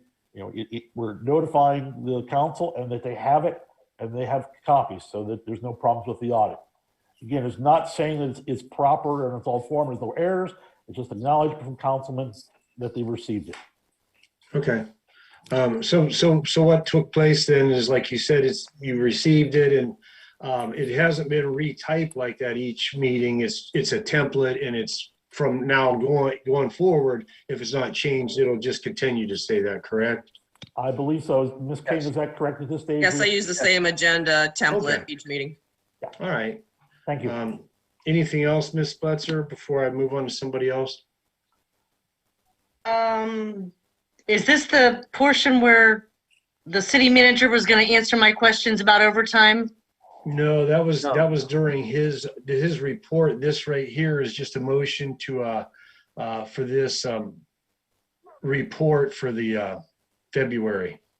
For finances. Yes. Well, that deals directly with the overtime for the pay period endings. I mean, you could ask the finance director, and she could send it over to Mr. Lynch, and we could have that answered and then move on. Okay, I think I may have already dealt with the fact that they're charging council with 2 hours of overtime for the pay period ending February 20th. And then they're charging council with another 3.5 hours worth of overtime on the pay period ending March 6th. That's 5.5 hours they're charging overtime to council. And Okay, I want to know why. Okay, Ms. Musson, did you want to weigh in on that? Yes, sir. What this is strictly 2 employees for council meetings. One is at Mr. John Bariak's house and one's at Sandra Braymeyer's house. It's nothing. I think Miss Tessa said something about painting. This has nothing to do with painting. This is strictly setting up Zoom meetings. Okay. All right. Does somebody else have an address? Okay, if not, I'm going to call for a roll call then. Alberini. Yes. Spletzer. Yes. Bariak. Yes. Zimmerman. Yes. Braymeyer. Yes. Okay, motion passes. Number 5, a motion to direct city manager to create a distribute informational newsletter. If you want to go ahead and read that, Ms. King. Motion to direct the city manager to create and distribute mail and informational newsletter about the amputee proposal. Okay, do we have a motion? So move. Okay, Mr. Robert, do we have a second? Seconded. Okay, any discussion? Yeah, I thought that was a great idea by, I forget, was it either Ms. Neuheisel or Ms. Klein, to have the city manager come out with a pamphlet in regards to AMP. And I just, that's, thought it was a good idea. So thank you, Mr. Mayor. Okay, Actually- I'll take credit for it, but it wasn't me. I wrote it. Actually, it was me that wrote it and submitted it to Kathy to be on the agenda. And at this point, I feel like it's, I don't know, is it a moot point? No, No, I'd be glad to do it. no. Not at all. You guys rammed it down our throats and you passed it 3-2. So what's the point in him putting together information? Okay, hold Well, on for a Mr. second. Chairman, I'll Hold tell on. you, let's- Okay, hold on. I'm sorry. Everybody hold on for 1 second. Mr. Alberni, you still have the floor. Thank you, Mr. Mayor. That's enough. I'm done. Okay, Mr. Lynch, did you have something that you wanted to? Yeah, I'm just gonna tell you whether this passes or not, my intention is to, it was actually Miss Nyheisel that came up with the idea first during the town hall meeting. And it's a great idea and I intend to fulfill it. Okay, does anybody else have a question answer on this? Yes. Mr. Yes. Boriak? Will our electric superintendent and our people from the electric department get to weigh in, or will they be silenced and threatened not to say anything? Will they be included in on this newsletter? Or are we just going to spin what we've done? Okay, is that directed to the city manager? Yes, it is. Okay, Mr. Lynch, would you like to weigh in? Sure, I'd be delighted to take those into account. Yes. Okay, that's the answer, then yes, that they would then?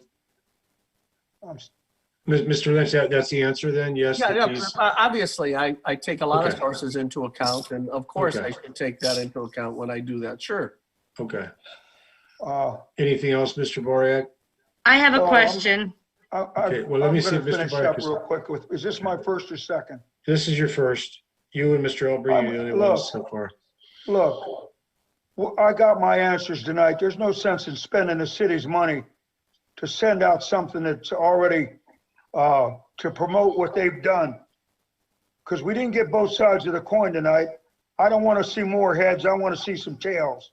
And unless I have input on it, and I get to say what I want on the newsletter, and Mrs. Splitzer and whoever else, I don't want another propaganda sheet.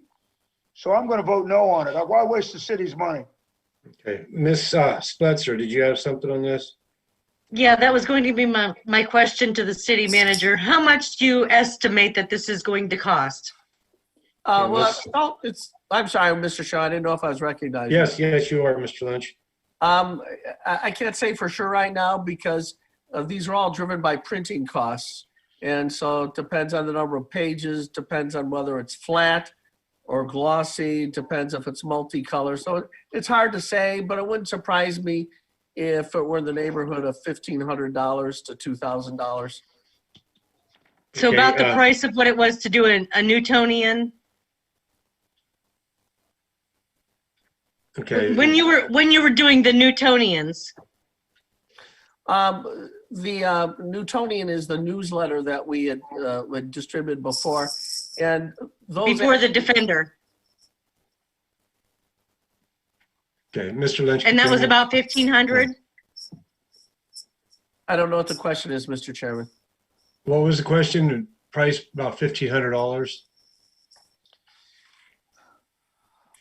I think that's what I got out of that. Just verifying that the price is about $1,500, Mr. City Manager. I would say 1,500 to 2,000 is my ballpark. Okay. Mr. Mayor, if I could have a final address. I'd like to Gary. Hold on. I got Mr. Zimmerman and I got Miss Braymeyer that haven't had first yet. Does anyone? Oh, I'm sorry. Mr. Zimmerman or Miss Braymeyer, did you want an address on this? Yes, sir. Mr. Zimmerman, you have the floor. Yeah, I just think any chance to get any information out is a beautiful thing. Any time we can educate anybody on anything we're doing is great. I recommend getting this out. It was brought up in the town hall meeting by Ms. Neuheisel.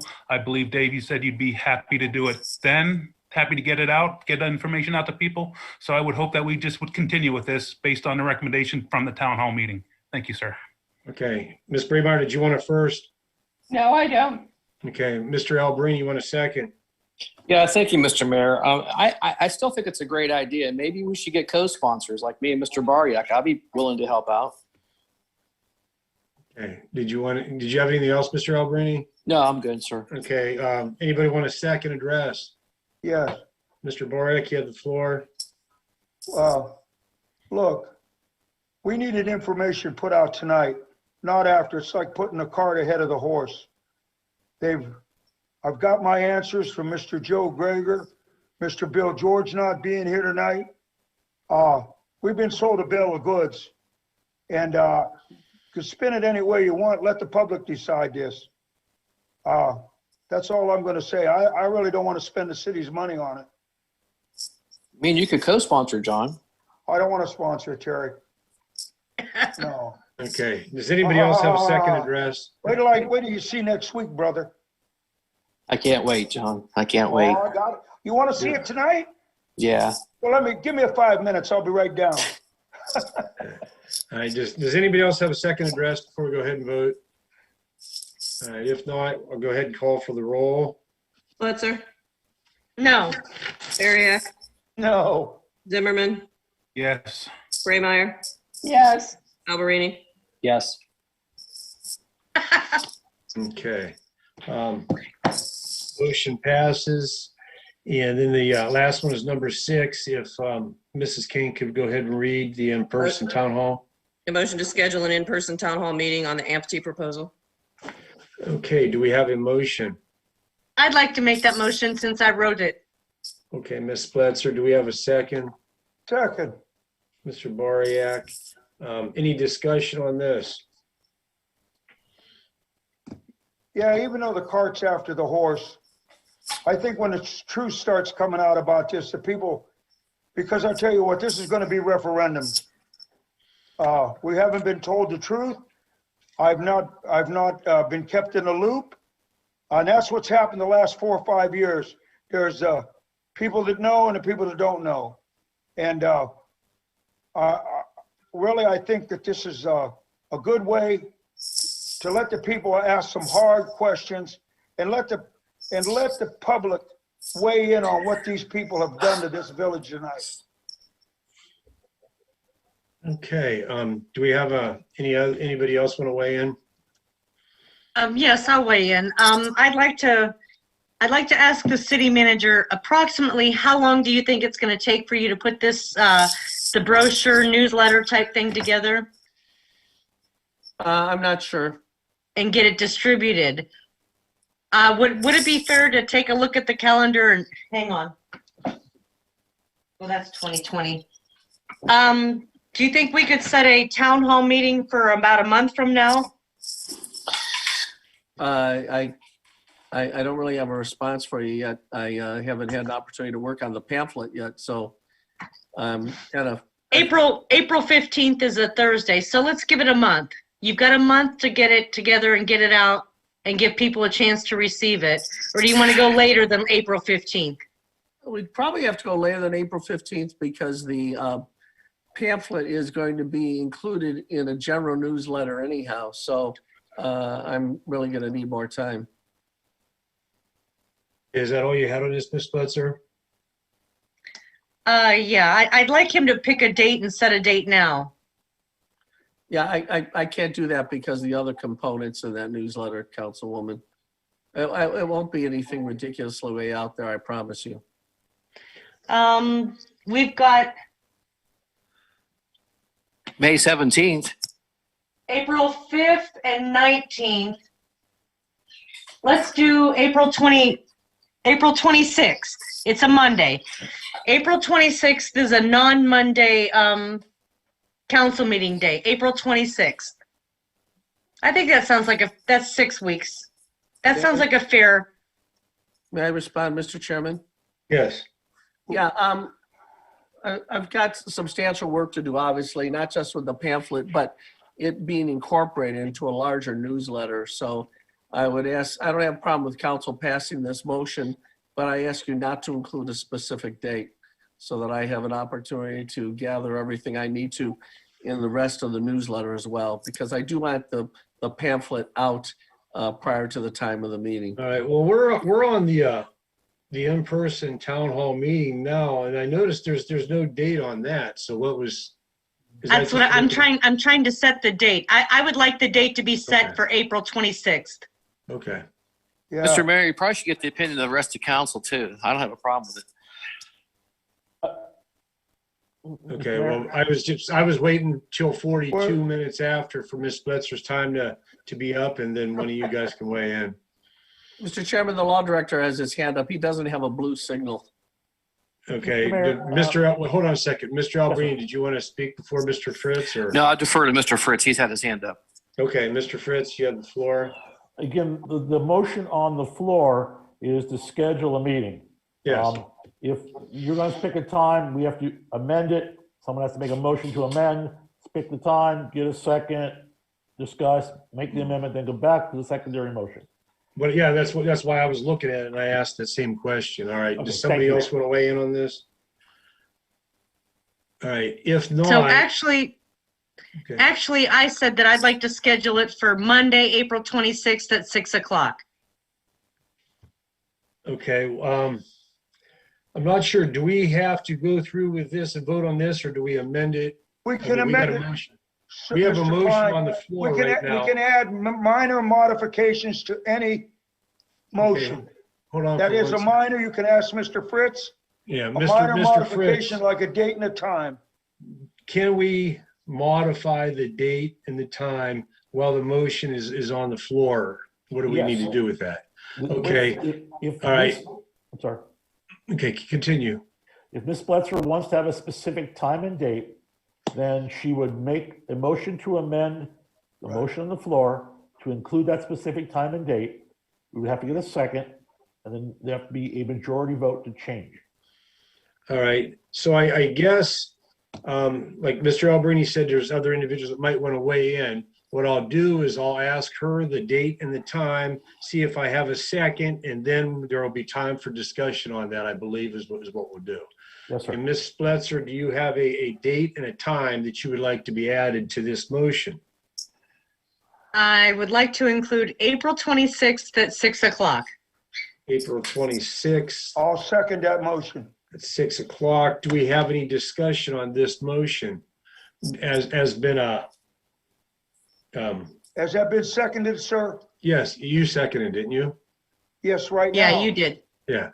Do we have any discussion on this motion has been amended? Yes, I'd like to be heard, Mr. Chairman. Okay, go ahead, Mr. Lynch. Thank you.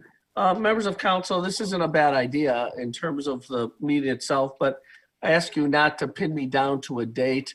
I will do something that's in the neighborhood of that date, but I ask you not to pin me down by virtue of, I know what it takes to get the rest of that newsletter put together, and I do want to make sure that I'm acting timely in relation to that. So I'm delighted that we have another town hall meeting, but I just ask you not at this time today to pin me down to a date.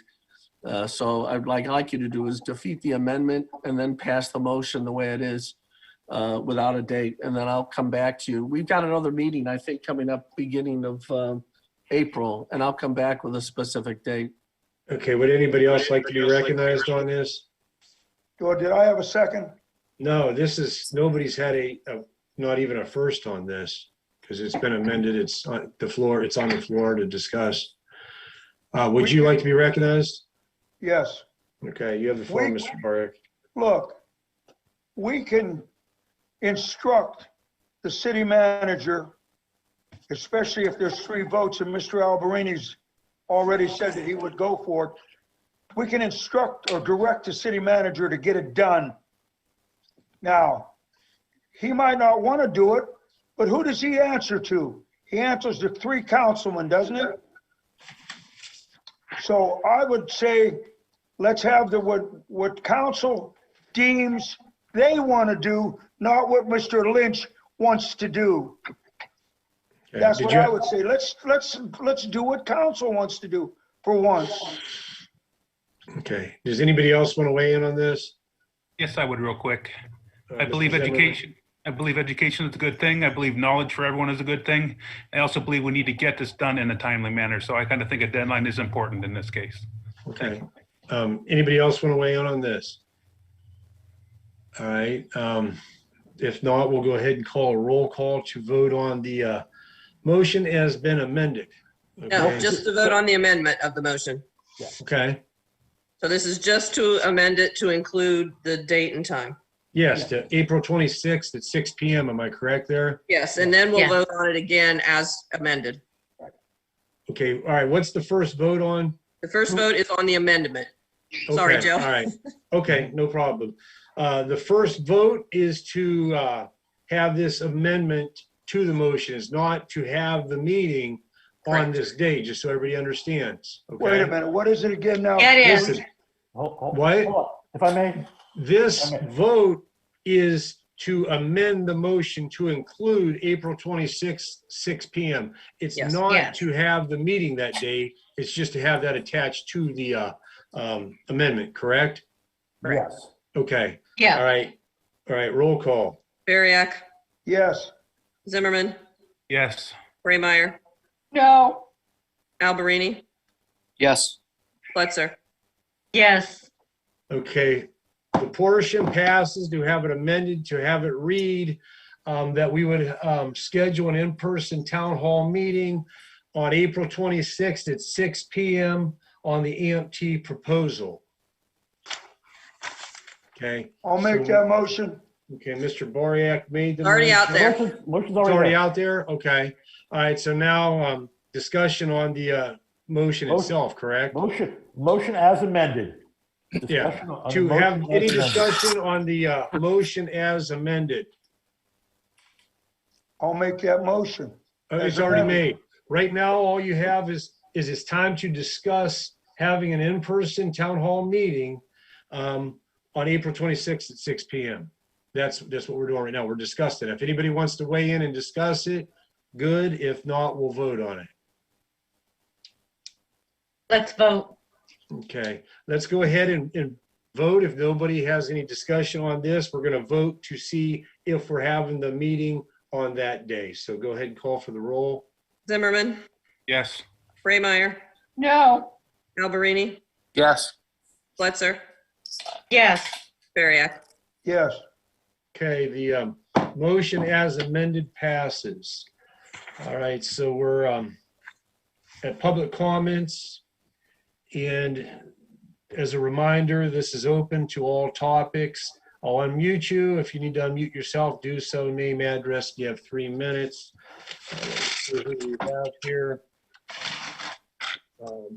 I don't know which order you were in, so I'm going to put Julie Lemon, Laura, Chris Granchi, and Jamie Klein across the board. So Julie Lemon, we'll go ahead and unmute you. Unmute yourself. Give your name, your address, and you have 3 minutes. Can you hear me? Yes. Okay, good. Julie Lemon, 2750 East River Road. I wanted to comment on what Ms. Fletcher said at the beginning of the meeting. Regarding Mr. Lynch's discipline, I sent an email to all of council, including the law director, and also Miss Braymeyer was the only one from council who did not respond to me. Mr. Zimmerman, Mr. Alberini, Ms. Fletcher, we talked multiple times. Mr. Mayor, I talked to you, and Mr. Bariak, I talked to him. In that email, I did say that his behavior is beneath the integrity and the character of this community. And when I say community, I'm talking the township and the city, because when he behaves the way that he does, we're all lumped inside of that. Newton Falls Township, we work together as a community. But I put together a name of people that he has publicly flogged. And I know I missed some, but there's Brian Kropp, Ashley Love, Tim Stinson just last week, Patty Hans, myself, Jose, the young man who worked on the tunnels and helped beautify our community. And, you know, I was looking something up regarding behaviors and habits. And I wanted to bring this to, the attention of you guys, that a habit, on the other hand, is a routine behavior. It's done without even thinking. It's not a conscious act because it's done so much. And as I do feel he needs to be reprimanded. And I feel that it's hurting our community. The behavior of everybody is hurting this community. He sent me my first email and it was by deception. He had no intention of talking to me about wanting to salt the roads, but to talk to me regarding what I put on Facebook about Kathy King. I'm not friends with Miss King. I'm not friends with him on Facebook. So where he's seeing it, I don't know, but he was sure able to pull it up quick when I was on the phone with him. And my mom didn't raise a dummy. So I have our conversation on audio because I was home by myself. So it's not a battle of he said, she said. So I asked the council and I urged the council, you're going to be remembered how you vote on discipline. This community is worth a whole lot more than the way we are treated. And Okay, that's all I have to Miss- say. Okay, I was gonna say your time is up. Thank you, Miss Lemon. We'll go with Miss Neisel. If you are there, I have you unmuted, so unmute yourself, give your name, address in 3 minutes. Yes, Laura Nyheisel, 227 North Center. Couple things. First, I appreciate the thought of passing for the newsletter. However, at this point in time, it seems like it's a day late and a dollar short, because the whole concept of the newsletter was to promote or get information out about what was going to be passed tonight that did pass. I mean, I still like the information. However, that was the intention, is to provide that prior to the vote tonight. Next, one thing that was said tonight by Mr. Alberini, he said, the city of Newton Falls deserves better than that. You're absolutely right. The city of Newton Falls does deserve better than Mrs. Braymeyer and her lack of anything that she's done for our ward, anything at all.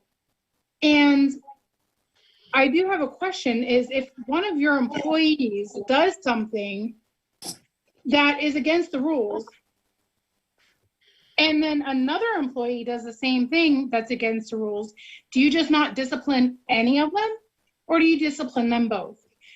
Now, at this point in time, we have clear evidence that Miss Braymeyer cursed at the end of the meeting last week. At this point in time, we don't know who cursed. It hasn't been brought up yet, and that could be discussed at a later meeting. However, what was on hand was discipline of Miss Braymeyer. That's what you had in front of you. If you want to bring up, you have that right to do so at a later time. It's a different person in a different situation. So again, there's probably going to be a referendum, mainly because people don't understand what you're trying to do. And when you have something passed so quickly without listening to the community, this is what the result is. People having to leave their house, go door to door, get signatures just because you could not wait until 2 weeks, another 4 weeks, to give people time to process and understand what your intentions were. And that's what will happen. And there's probably going to be a meeting, check Facebook, because we're probably getting together on Friday from 1 o'clock to 3 o'clock or 1 o'clock to 4 o'clock, and I hope to see some people. Okay, Ms. Neisel, was that all you have? Because your time is up. Yes, sir. Thank you very much. I appreciate it. Thank you. Okay, Mr. Granchi, I'm going to unmute yourself and go ahead and unmute yourself, and you have a name, address, 3 minutes. Chris Granchi, 14 East Broad. First, I'd like to recognize and commend Ms. King's professionalism and knowledge when accepting our recall petitions. I appreciate your assistance since then with it and wanted to make sure that didn't go unnoticed. Going from there, Mr. Alberini, you stated last week that you cannot take calls from one of your constituents due to your wife not liking him coming in contact with you. I can tell you that when I was married, my wife didn't like very much when I would get called away with the military and miss first steps, first words, first birthdays. I didn't like it much either, much like you don't like engaging with some of your constituents. However, it was my job. I swore an oath when I enlisted, much like you did when you took office. If you can't live by the oath that you took, you should just resign. Ignoring the people that you represent is inexcusable. Going forward from there, your disgust in Jamie Klein quoting Ms. Braymeyer directly, yet voting not to discipline her, is not only hypocritical, it is absolutely cowardly, and you should be ashamed of yourself. Mr. Lynch, your behavior last week's town hall was nothing short of abhorrent. You're not a dictator. The mute and kick button seems to have made you feel some overwhelming sense of self-importance, even though you're just a city employee.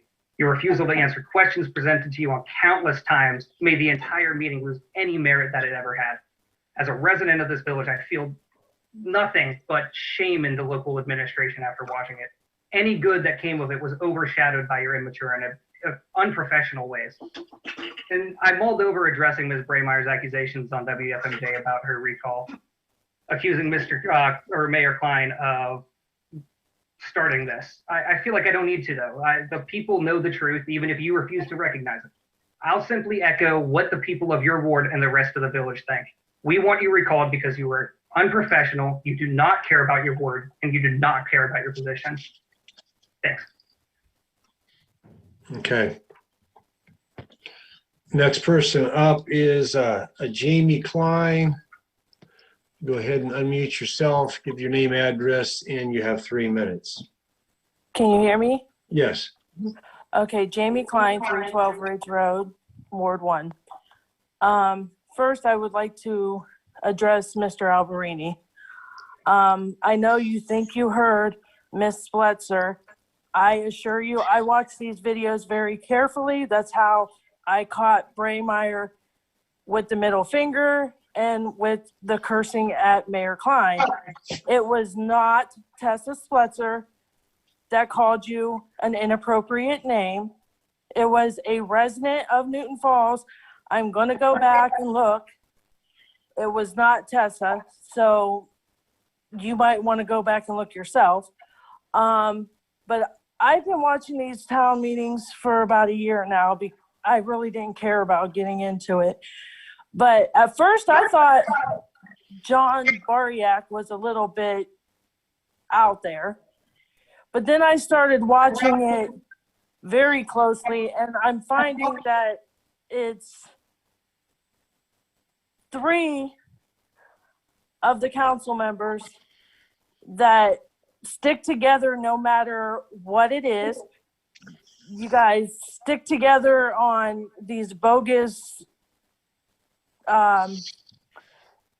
raises and stuff that you gave. Now you're sticking together, and I'm hoping that Mayor Klein takes Mr. Fritz's advice and goes to the ethics committee and does something about Miss Braymeyer's unethical voting for her own discipline, because I think you all are wrong. Mr. Alberini, the only reason you voted against her is because you thought Miss Spletzer said something to you, which she didn't. I think you all make us look like fools. You all make this town look like crap. The way you guys run the town, people are embarrassed to even say they live here. I know I am. When I say I live in Newton Falls, people are like, really? You live in that crazy town? That the village council ain't even run right. So I'm with everybody else. It's time to do a couple recalls. Okay, Miss Klein, your time is up. Thank you. Ms. Hurst, I don't know if your hand is up from before or if you're weighing in here. If so, unmute yourself, give your name, your address, and you have 3 minutes. Yes, thank you, Mayor Klein. Yes, I'm still here. Okay, I may ramble a little bit because there was so much information and I've got some highlighted scribbles on my paper. I'm continually disappointed but not surprised on the yes group.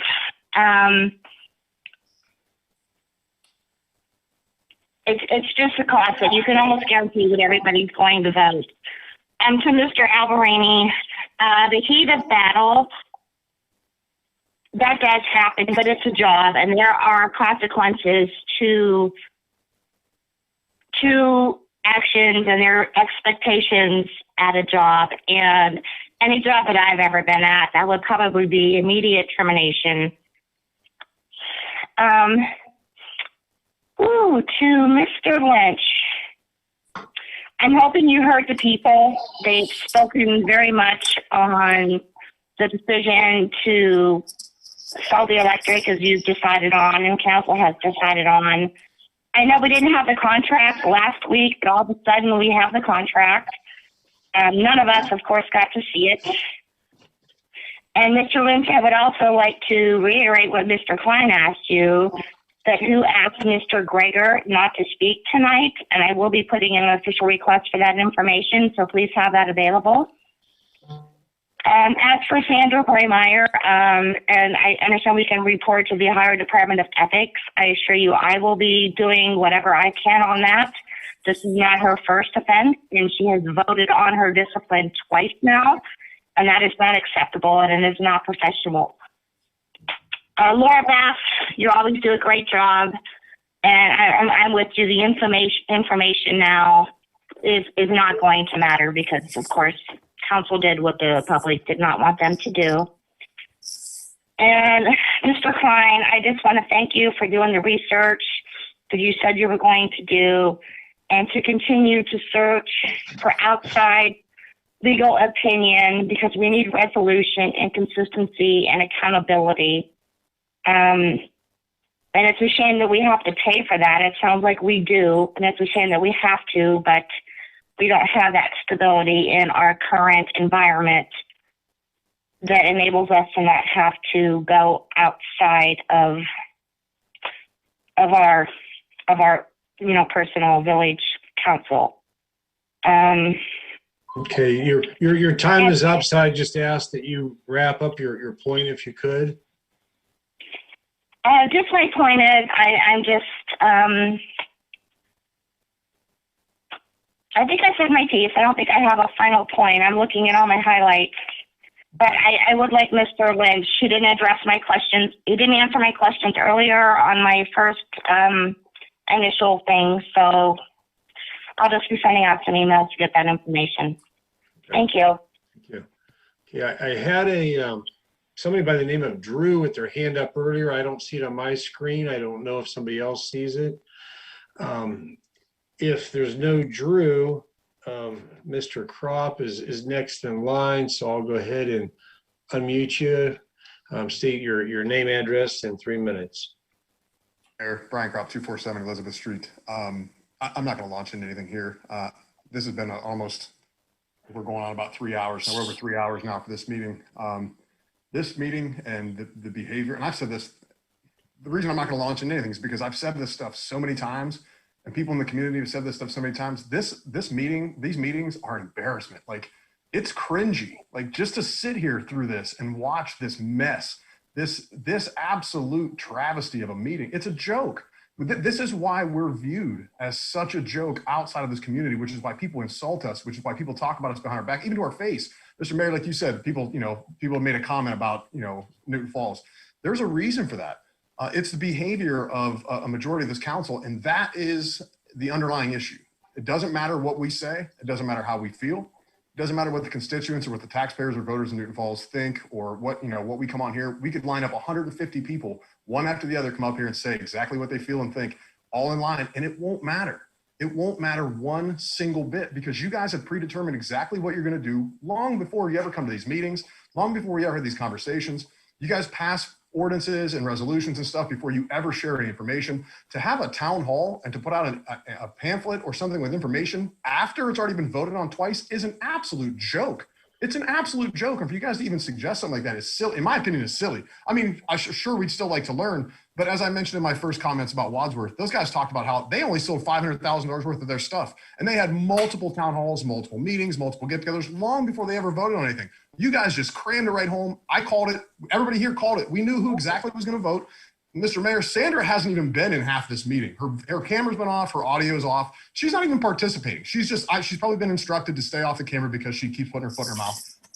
It's absolutely insane. And then to have a former council member and a former mayor come on and insult sitting council members and say they're not smart enough to write legislation. The people actually elected them to write legislation. They elected these people to be in these positions. As a matter of fact, they elected somebody 2-to-1 over him to replace him because they didn't like what he was doing or how he behaved. They didn't think he was capable of doing his job. So he still has the opportunity to come on here and badmouth people, and it's an absolute joke. No one respects any of the stuff that's being talked about up here. No one listens, and everybody, I know everything I'm saying right now will fall on deaf ears, but at least the public will hear it. I don't know, maybe somebody will hear it. Obviously, we know it doesn't matter. The 3 members of council are going to vote exactly the way they want. King David is going to run that building the way he wants, and he's not going to listen to anybody or do what anybody says, and that's what we're going to deal with. The majority of the council has to change, guys. This is the biggest problem. You've got two members of council that have both violated their oath of office by not representing their constituents, and another member of council who's not even present right now. We don't know if she's even here, if she's alive, or if she's part of the meeting or not.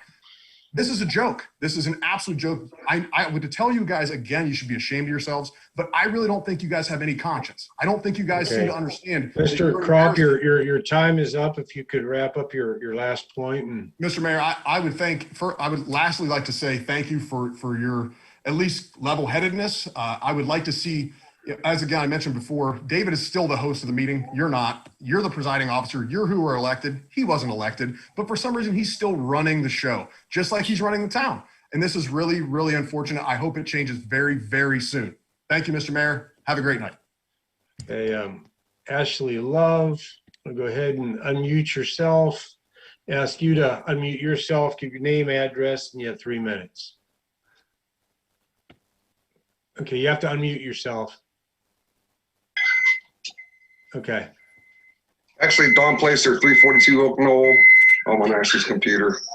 A couple things I want to go over with council. First is I concur with Brian on everything he said. It's absolutely ridiculous the way this council meeting's ran. Sandra's not even participating right now, which that just goes to show. First of all, we have a council member who's been up for discipline action twice. Earlier, Deborah Alberini mentioned her health and positivity, but yet he abstained from voting when there was a positivity thing 2 months ago that council put up for vote. Her health prohibits her from wearing clothes. Does her health prohibit her from wearing, at minimum, or reciting the Pledge of Allegiance? She doesn't even stand and recite the Pledge of Allegiance. She wears a bathrobe. It's just a total disgrace to council and to the city. I'm actually ashamed to even have her on the council meeting. And then for the council not to even vote to discipline her, you all ought to be ashamed of yourselves. Second is the finance director. You should come prepared for your meetings. That's why you got the contract. That's why when city council asks you a question, you should have the answer in front of you. If you need a bigger desk, you need a bigger desk, but you should have everything you need that is available to you, that they ask questions to, you should have the answer. There's no exceptions. Also, I think that council should find out who put the gag order on the electric department employees to speak at the council meeting. This is ridiculous. Bill George does an excellent job for the city. He did a fine job as a fireman. I worked with him in the fire department for many years. He's a great man. He has a lot of answers. And council should find out who told him they couldn't speak. This is ridiculous. And why? Council is in charge, not the city manager. Also, council should be able to go into the city hall whenever they want to go into the city hall. There shouldn't be make appointments to go into the city hall. This is ridiculous. If you don't see a dictatorship, then something's got to be done. Council has definitely got to start listening to people. And that's all I have. Okay. All right, Mr. Placer. Okay, I don't believe there's any more hands up. No. Okay, so nobody else. Mine Okay, is, Mr. Mayor. Mr. Waddell. Yes. All right, give your name, your address, and you have 3 minutes. Lyle Waddell, 2404 East River Road. Mr. Mayor, I really hope that the non-accredited school where all these legal scholars are getting their degrees and their diplomas from certainly closes soon for the betterment of this community. But I want to thank council and the 3 members of council who voted for this AMT contract.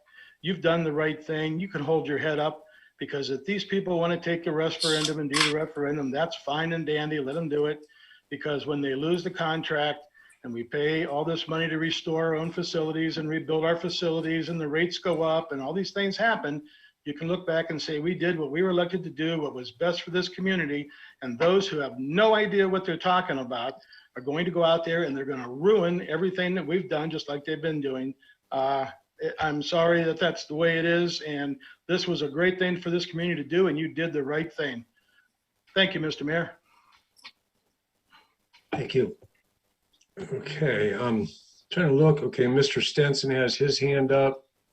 Okay, so Mr. Stenson, if you could unmute yourself, name, address, 3 minutes. Ken Stenson, 253 Arlington. I got a whole page full of stuff. First of all, why is it acceptable that the city manager can submit a written report and not actually tell the public what's in his report? That's what these meetings are for. Again, I've said it, I don't know how many times. All what I want as a citizen of this fine town is transparency. And when we don't get all the information, we're not being transparent. I'm sure that there's nothing in Mr. Lynch's city manager's report that isn't allowed to be shared. So why isn't it on the agenda? That's a huge red flag. It's a huge problem. Information really needs to be shared. Second of all, you guys voted on something where apparently there's a contract. Again, why isn't that on the agenda? You guys voted on a freaking contract that was not on the agenda. That's ridiculous. Why didn't you share that with the public? It's absolutely ludicrous. It's ludicrous. Mr. Lynch, you said, look forward to paying it off in regards to our debt from the AMT sale. Look, you guys admitted that we're getting COVID money. We're getting almost $900,000. By my calculations, that's pretty close to our debt. So why do we need the AMP money or the AMP sale to get rid of our debt to then lower our electric bill? Answer, we don't. The other sewer contract, was the Medley Sewer Street contractor the lowest bidder? Because so why are we automatically going with the lowest bid? It's not necessarily the best. You get what you pay for sometimes, and that project is still screwed up unless something has changed. Just saying. The newsletter, again, why are we going to waste our money? You guys already voted to pass this AMT. We don't need to spend an extra $2,000 to send out a newsletter for facts that don't matter if we already rammed it down our throats. Hey, I got a better idea. Just put it on the freaking website. At least that would be free. Then you can do as many colors as you want, Mr. Lynch. It doesn't matter if you do 2 colors, 3 colors, 4 colors. It's all going to be one price instead of glossy or flat. That's crazy also. Number 3 or 4 or 5 or 6, whatever I'm on, town hall meeting. Again, it's after the fact. Again, information is very good. Information newsletter was meant in ideas to be before the actual vote took place, to inform citizens so then we could have discussions with our city council members, not after the fact. The point is mute.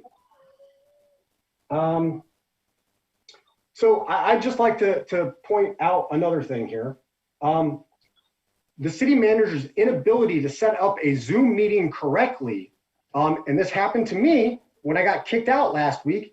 You can mute every single participant and physically unmute them. You guys were doing this in the beginning of these Zoom meetings. Because of your inability to set up the Zoom meetings correctly to block everyone or unmute or mute everyone without permission, allows the public to unmute themselves at any given time. That's what happened here tonight. That's what I did last week. It's very clearly pointed out already. Mute everyone. It's a Zoom meeting. You can do it. I do it all day long. You have the ability to mute people, just like you guys took away the ability to have comments on these Zoom meetings. Do you remember when you said, oh, these Zoom meetings are going to be great. They're going to allow you to communicate. Yeah, we communicated back and forth until it didn't fit your narrative anymore when the citizens were talking back and forth and turning on the meetings when we were conversing and having good ideas. Again, you turn that feature off, so I know you know how to do it. Hey, Mr. Stenson, your time is up, so hopefully you're finishing up your final point. I got a couple more, but thank you. I got one other thing. Not allowing the electric department to speak, that's absolutely ludicrous. I don't understand whatsoever. And again, I go back to my point that Nobody mentioned, I guarantee you there's a way that we could have got that license and billed for the transmission lines. And that's it. Thank you, Mr. Mayor. Thank you. All right, closing remarks. We'll start off with Council Ward number 1, Mr. Zimmerman, if you have anything that you'd like to close up with. Yes, just want to say we had a good meeting tonight. I mean, it's kind of back and forth on things, but overall, very good meeting. Got a lot of things accomplished. This AMT deal, I know there's still a lot of information that needs to come out. A lot of education needs to be done, but everything I'm seeing, this is an amazing deal for the city. We maintain total control over this regardless of whether we own the transmission lines or whether we sell them. We devise the OMP plan. So we decide the operation and maintenance plan. We write it. They pay us to write it. So we have everything in place. We have control over that. But we can pass on stuff to AMT during this deal. The one thing that's scary with this, a lot of people, this is a new way of doing business that we're passing on. We're selling our transmission lines and we're passing on the cost that they're not just coming from us, they're being shared by everyone that's part of this deal. All the member communities are sharing in these costs to update our equipment, to do our work on our lines. It's a shared thing. The old way, it's kind of hard to give up. You know, I totally understand that. Everyone wants to look at this and say, why are you selling our stuff? That mentality sometimes has to change. You know, we're still maintaining the equipment. This equipment's still going to be here, but we're just not going to physically own it. Thank you. Hey, Mr. Boriak, do you have anything for Ward 2? Yes. First of all, I haven't been kept in a loop. I want the people in Newton Falls to know that just like with this email, I said I couldn't remember. I've never been showed the email. I was told there was no debt on the electrical. Mr. Lynch sort of remembered it tonight. We have given Mr. Lynch the power to go in and negotiate anything and bypass council now. I didn't get answers to any questions that I really want. We rushed this through. There was no reason to rush this through. Now, let me say this. The smart meters, when they went to referendum, the smart meters, it was passed under emergency. And under emergency in this state, there's never been any case law where emergencies can be referendum. Now, we knew it was not an emergency, but we couldn't prove that. And there was no case law to back it up. They tried it anyhow. Now, here's the thing. I don't know what's going to happen 33 years down the road, but I do know one thing. We're giving up control of what we own for no reason. There's no debt. Well, the general fund's low. The sewer department needs about $750,000 at least. So we don't have to raise the sewer rates, which we should have been done. But look, here's where I'm at with the whole deal. I think the people on something that is critical should be given the right to vote. They should have all the information out in front of them and then let them go to the polls. Because it seems like we don't listen when the people come to the council. And I go around town a lot. I'm around town a lot. No one was for this. No one was for this at all. They said, what's the hurry? What are we doing this for? What are we getting rid of this for? Or do we need the money? I said, no. Well, let me say one other thing. About 4 years ago, we were going to go with a garbage contract. And the ex-mayor and the law director sort of sold the whole deal. And if you watch the meeting, Mr. Haney sort of didn't say a word. How's that working out? How's that working out for all the people and all the money? How's that when the city spent thousands of dollars to pick up the stuff and we can't recoup it? When we could have given Republic another 6 months at nothing, and they said we'll renegotiate. So, and I don't like to take the bait, but I want the people to know out there right now, I have never taken a dime since I've been councilman. Have I bid on work before I was councilman? Yes, and I was low bid and got it. And there was other tree services, I'm not gonna mention them tonight, They're still taking bids. Low man gets the job. Now, all I'm going to go say to the people tonight is this. I don't like taking the bait, but I hate to get my name disparaged. And I was told tonight, let a certain councilman say whatever he wants about you, laugh it off. But I feel that people, when I've worked hard in my family, I'm proud of my family. I'm proud of what I've accomplished in life. And I'm proud, honored, and humbled to serve the people in Newton Falls. And I haven't given back enough. I'll try to give more if I can, because it's not about the money to me. It's not about anything. It's about serving the good people of this community. And I don't want to make this personal. I didn't want to make it personal, but you know, we have to change the status quo. This is going to keep going on and on and on and on and on and on and on. And the people could see what's going on.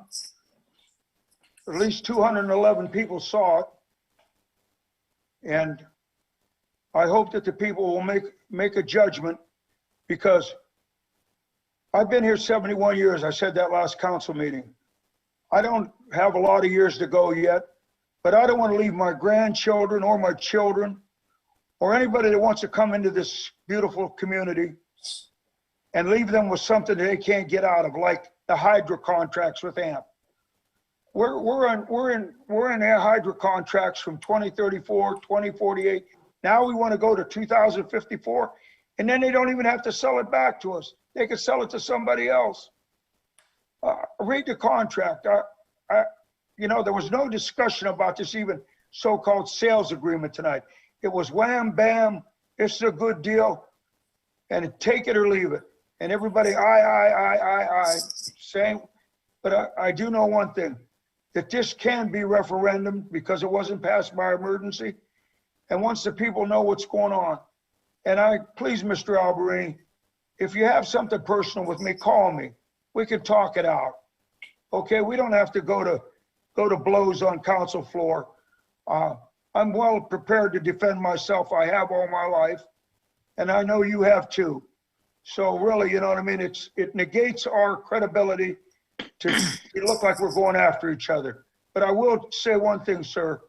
I'll defend myself and my honor so will you. So we're going to have to change something there. So we're going to have to start at least talking to each other instead of at each other. I appreciate everybody tonight. Thank you. Ms. Spencer, do you have anything for Ward 3? Yes, Mr. Mayor, I'm going to try to make it short and sweet, because according to my clock, it's like 9:23. It's getting close to my bedtime, but the one thing I will say, I'm sorry. Where you guys at? Somebody's got an open mic, and it's not me. Yeah, I see. Well, I clicked the mute on it. I'm hoping it's good. Okay.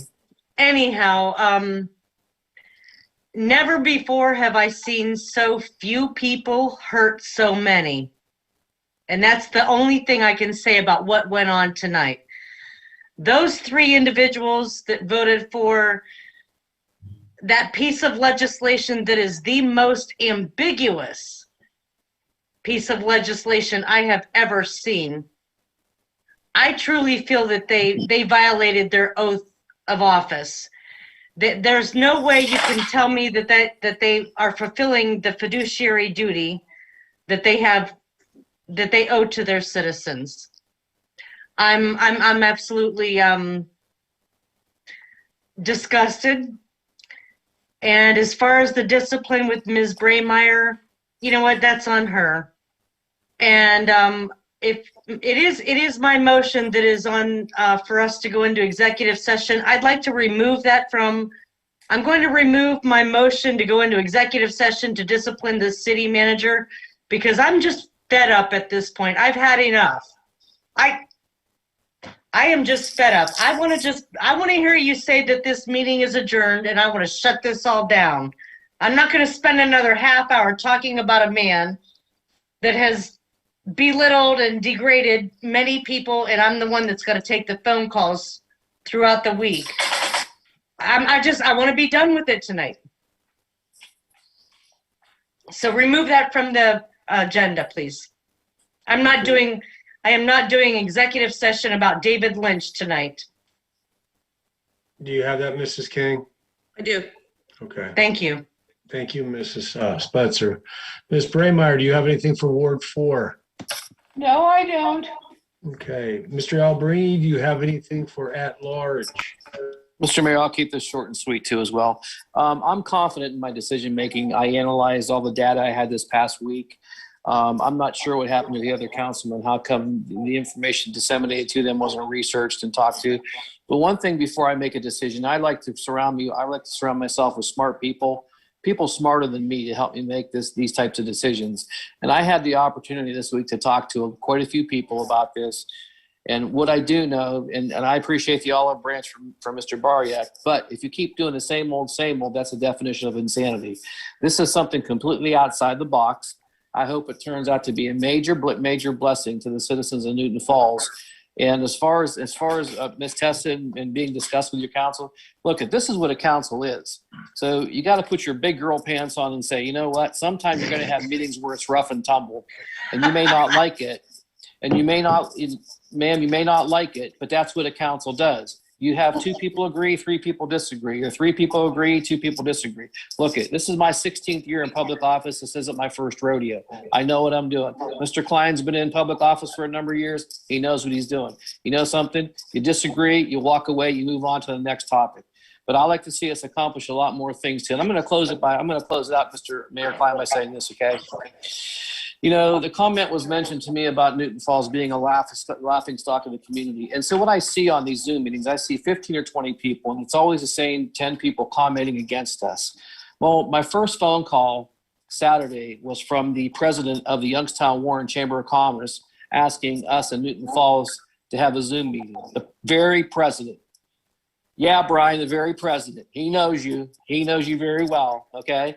But the very president of Newton Falls, or the Youngstown Warren Chamber of Commerce, who we've established a strong relationship with the last 5 or 6 years in trying to help us get things. Jim Dignan?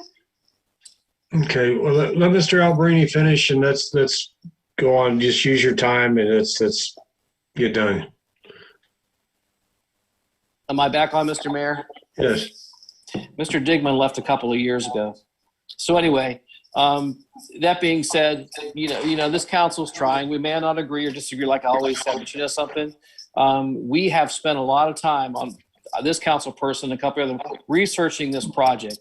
And I'm a firm believer it is going to work out for the betterment of the citizens of Newton Falls. And as far as, I think Mr.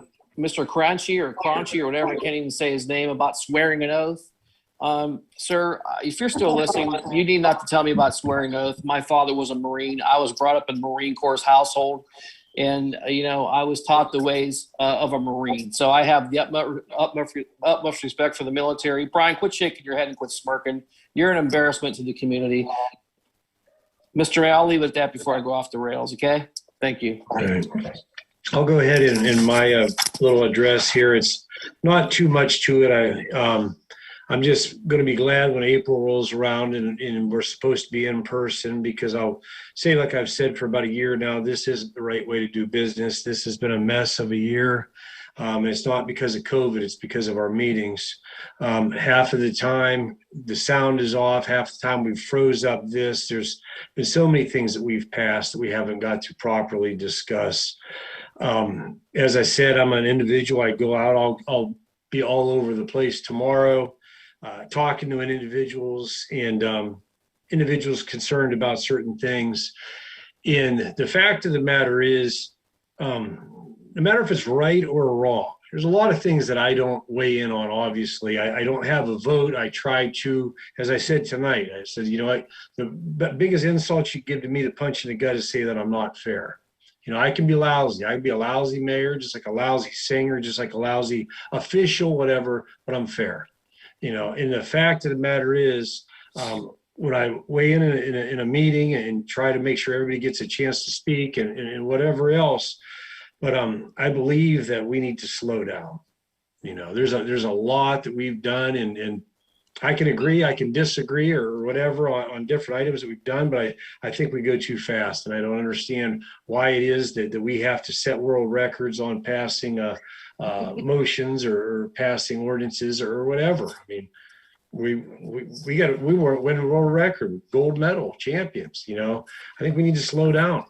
You know, and look at it, and I say this all the time, look at ourselves simply, you know, as a Christian man, I always tell people first and foremost, I said, I'm a missionary. I go into the communities or, you know, wherever I'm called to be. But the individuals on council, you know, first and foremost, we're citizens. You know, if we're going to sit around at McDonald's or Arby's and talk about stuff, we do the same thing here. We need to slow down a little bit, and I don't understand why we push the things through so quickly. I don't think that's asking much to a lot of things. You know, we'll throw in, you know, just numerous things. And you know, like I said, I like to try to be positive. I'll throw something out there, and what's the fact of the matter? I'm going to touch on something. Just why not? I like to put my foot in my mouth once in a while, and so I'm going to do so. Talking about the recall, you know, it was put out there. Somebody brought it up tonight, so I'm not going to hide from the giant elephant in the room. I get a call from a reporter wanting to know, heard you were behind it all, you know, and I'm going to tell you what, I got to laugh about it. I never heard nothing so funny in my entire life, because the fact of the matter is, I think there was 211 people that signed this recall. You know, that was about equal to the amount that voted in that ward in the whole election. And if you look, I would challenge anybody that has it, look through it real close, and you won't find one client on it. I didn't sign it. My wife didn't sign it. None of my kids signed it. You know, so the fact of the matter is, you